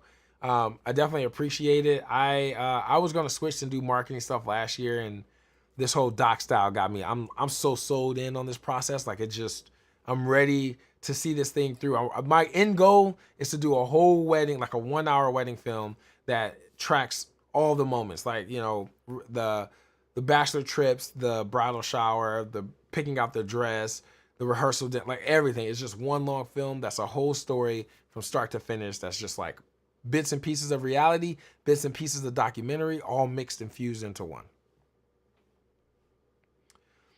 So Ethan, this is a good question. I'm actually within like the next week, I will be posting. I am actually looking for an editor. I'm gonna do like an internship here. You have to be local in the San Antonio, possibly Austin area, because it'll be one-on-one training here in my studio. I'll require like 2 days a week, but I am going to be opening up internship for an editor, an in-house editor. I know, man, I'm so sorry. I was gonna do it, open it up, but like I need you to be here so I can really explain and teach you just the ways that I do things. And so that's the whole reason. Like I was gonna try to do on like proxies and stuff like that, but I think it's better to just be hands-on. My assistant, Connor, has been shooting with me for the last 2 years straight. He's almost getting ready to graduate college and super passionate with it, but like he understands my shooting style now. Like we've worked together so long that he has his roles the day of the wedding, and I think I want to do the same thing for the editor. So I will be bringing on an editor, but you got to be local to Texas. So if you move to San Antonio, hit me up. Like you'll see the post. I'll be making this post and getting all this stuff scheduled. Hopefully I can get it out next week because I need to get some people in here like right now. So, but y'all, I'm getting long-winded, so I'm gonna play the film. So that gives me a quick 5-minute break. I'll come back, answer a couple more questions, and then that will be it for today. I definitely appreciate y'all. I mean, it's almost 11 o'clock my time. I don't know what time it is y'all time, but I definitely appreciate all the love. Y'all been rocking with me this whole time. It definitely is much appreciated for sure. I will play this film for y'all. This is the whole unedited version. I mean, the whole edited version. And I'm gonna cue it from the iPad so it can go full screen. So 1 second here.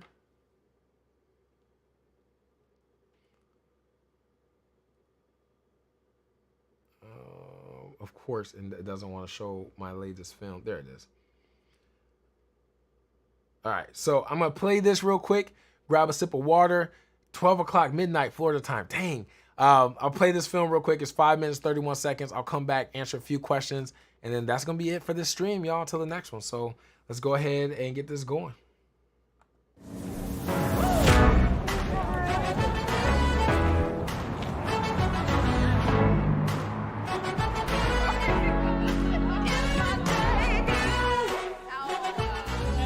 Oh, okay. Plain bagel, everything bagel here. Those look good. I should have went for something like that. We went to the actual venue, and I could just tell that she needed a little bit more time. Then they arrive, and I'm like, oh my gosh, I have to get everyone away from the house, so it's still a surprise. So Liz tells us, go downtown, find a coffee shop. We'll call you in an hour. When I was pregnant, her father and I were coming up names on a baby list. Chanel was on the list. Lauren. Dear Lord. Alexander. Could you imagine Lauren? No. Yeah, I could see that. Alexander. How dare you? And then Clark was on the list. You look just like me when I was a baby. When I was born, you looked like a little angel. So he gave you the name Clark Victoria, and my name wasn't even on our list. So he named you Clark Victoria. Having all the most important people in my life in one place, and then having them meet each other for the first time and experience each other and kind of discover all the things that I love about them for themselves.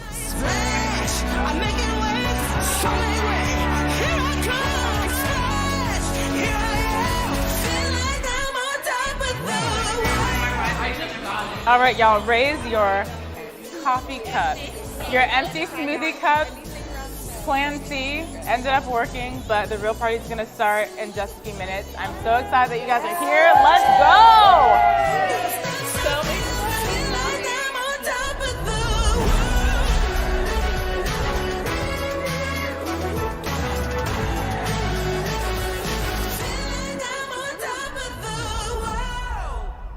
That is so cute. Oh, I love it. Oh my gosh, that's so cute. Look at these. So everyone, grab your glasses. Oh my gosh, Clarky. And let's do a quick toast right here, I say, if you want to grab them. Okay, pictures? We just want a picture. No. I'll send this to you. I love that. Beautiful, honey. So beautiful. All right, y'all. Can we do the toast? Let's do the toast. Cheers to celebrating what the most important women in my life enjoy. Thank you, girl. Cheers. Oh wait, I gotta get closer.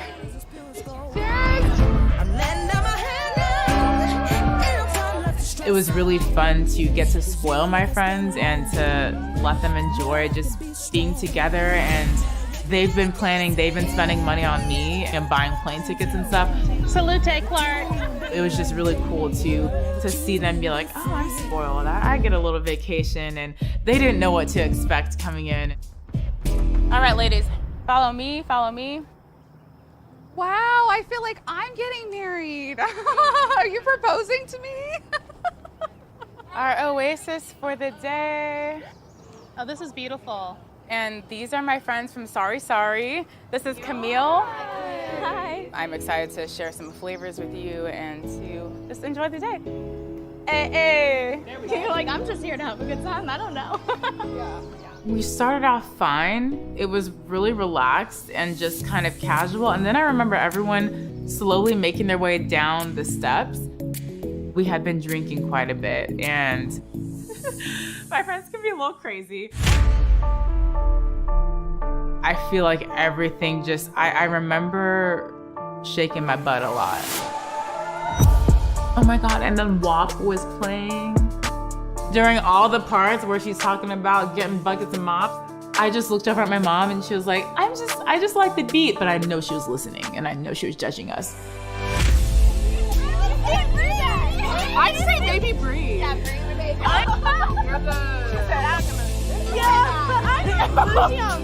Just say Jared. Oh, they have to win. I heard my name. I can have my runaway bride moment. I can It's over.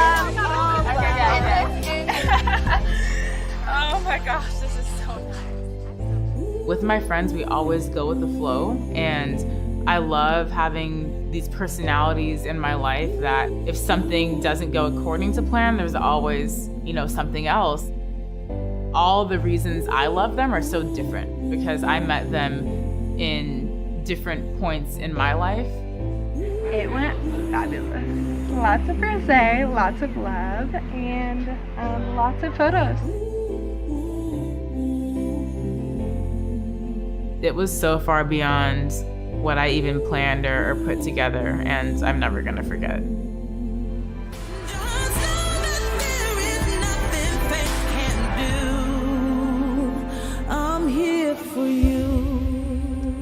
Man, y'all was hyping me up in the comments right there. I love it.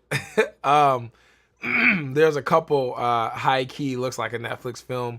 I'm telling y'all, I really been focusing this style off of, man, I got drunk some water. I feel like I can go another 3 hours now. I'm just playing.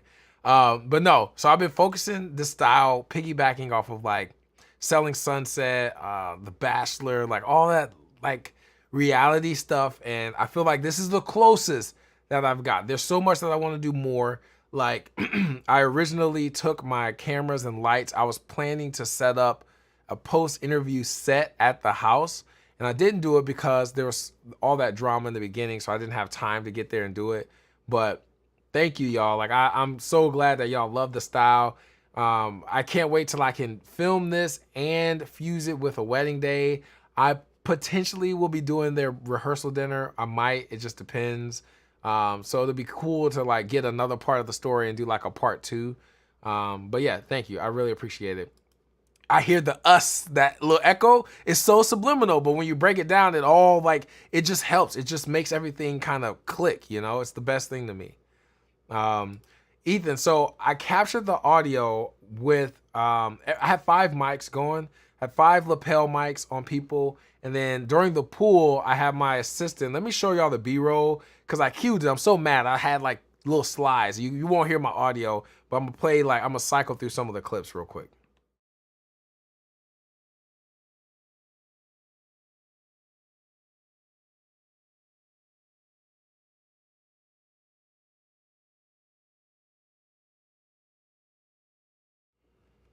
So that's how he was able to get audio for the pool when he was booming the mic.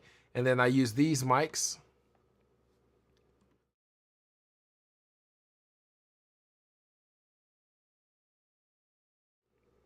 So I used those Sennheiser AVX mics. I had 5 of them on 5 different girls, a bride, mom, 3 bridesmaids. And that they were wearing mics the whole time throughout the pool or until the pool scene. One of the ideas that I have, this is just a little snippet, but I wish, so in reality shows, they always have a moment where things kind of level out and we have like dialogue or a conversation from the scene. And what I really wish I would have did was just kind of staged and been like, hey, it was the moment where they had just finished celebrating, everything's winding down, and you see the bride, she's like, oh, I'm so glad, this is so nice. I wish I would have took that opportunity to get the girls to just be like, everybody say, tell Clark how happy y'all are and what you thought of today and how happy you are for her to get married in June, stuff like that. I just wish I would have brought a moment where it was a moment for everybody to stay in the water so we could get this boom shot, which would have helped give it more of that reality vibe.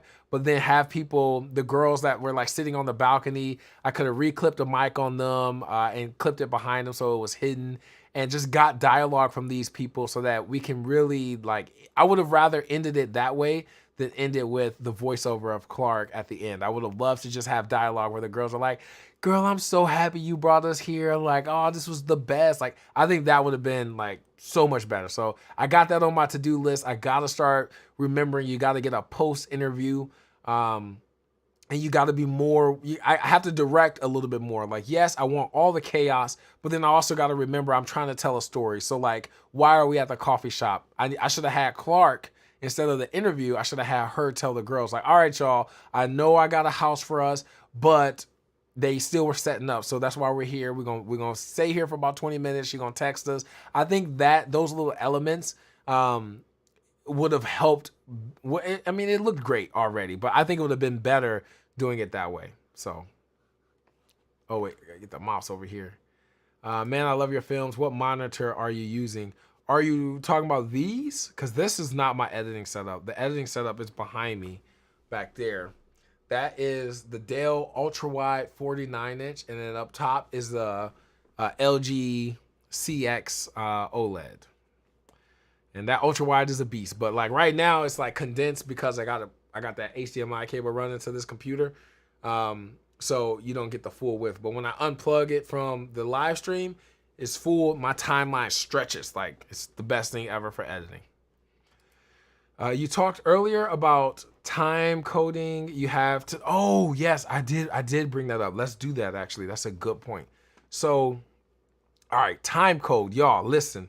Time code is the only way I would tell people to start doing like syncing audio. It's the best thing ever. I'm gonna show you right now. So when I go to the random scene, and I have it off so you don't hear like the craziness, but like, so let's take this clip right here.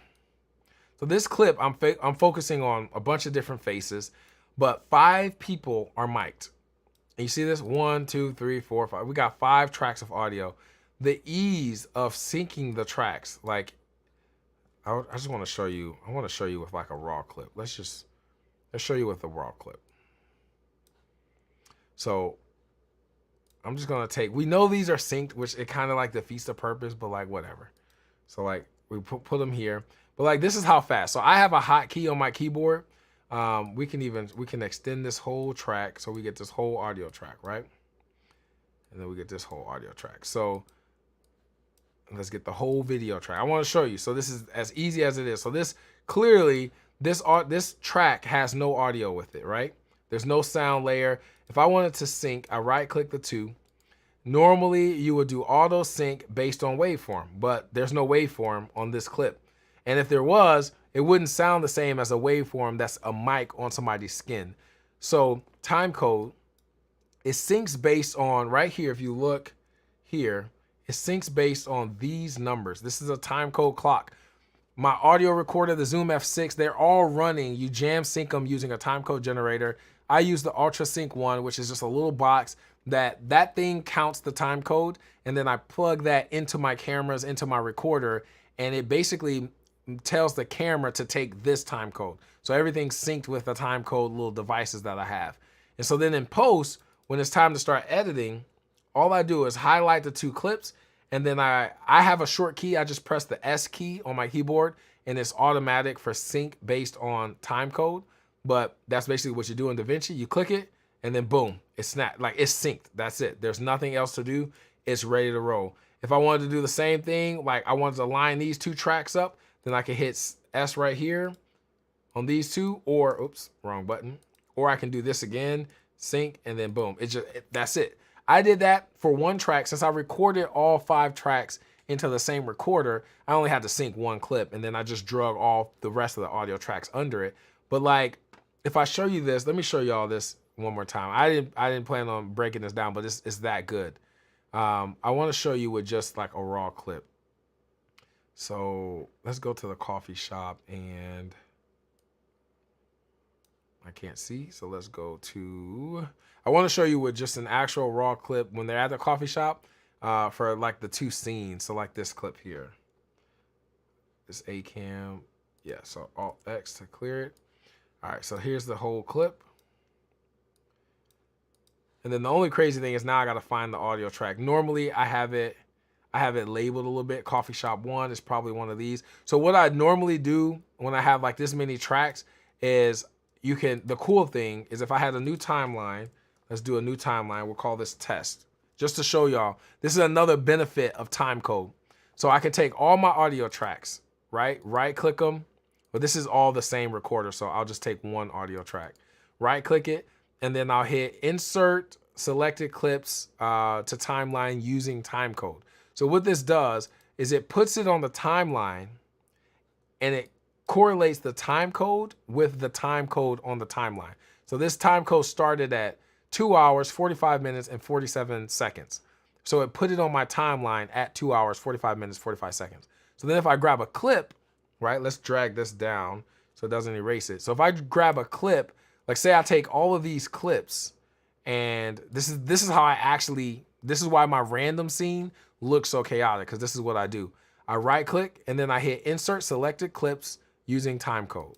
And boom, just like that, that audio track that we just put and the video track are now synced. So all I do is I delete this layer because the in-camera audio is not what I want. I want my recorder audio. So now I just replace it. And now these scenes right here are now in sync. So if we go to where the mom's talking, I don't know whose mic this is, so it might not sound great, but it's synced. You took a picture of it and you sent it to me. When you sent me the... So I don't know if y'all knew about that, but that is literally, that's why the random scene, that's why all these clips are so spread out, because when I get to the edit, even for my weddings, I grab all my audio tracks, I right click it and I hit add to timeline based on time code. And then I space those out so it doesn't get erased. Then I take my A-cam footage and I do the same thing, add to timeline based on time code. I delete the audio layer and then I lock that layer. So then the next time I do it, it puts my B-cam on the next layer. So then I basically just lock the layer like this. And then I do the same thing with the B-cam. So I go to the B-cam, I grab the clips. We're just gonna grab random clips here and then add to time code, add to timeline using time code. And then it does the same thing, which, oh, I just put it in the wrong. I'm in the wrong timeline. Let's go back to the test timeline. And then we'll lock this again. So you lock it so that there can't be any changes to that layer. And then I click here, auto track selector, and then add based on time code, and it makes it back in. But you see what I'm saying? It basically, you add all the clips to one sequence, and then I just go through and I multicam edit until I find pieces that make sense. So hopefully that made sense. That I forgot about the time code. I meant to say that earlier. I'm glad you reminded me. But time code is definitely a game changer. If you have like a Sony camera, most cameras, you can record time code in audio. It's another quick little hack. So if your camera, so like my Blackmagic cameras, the Ursa has a time code input. The Pockets, you record time code into the audio jack, and it automatically updates the time code in the file. With cameras like the Sony A7S, A7 IV, stuff like that, it records it as an audio file. So then in your editor, you click update time code from audio track. And so your camera, like your A7, your Panasonics, they record the time code as an audio file. And when you do this in DaVinci or in Premiere, it takes that audio file's time code and updates the clip, which then gives your editor the ability to do the same thing, edit and sync based on time code.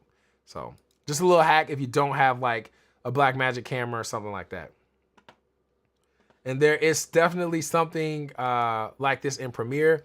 It's the same exact thing. There's a sync based on waveform and a sync based on time code in Premiere. And then you can also update the time code from the audio file in Premiere too. I'm pretty sure you can get to it by right-clicking the clips. If not, I'm sure there's gotta be a video like how to sync based on time code in Premiere on YouTube.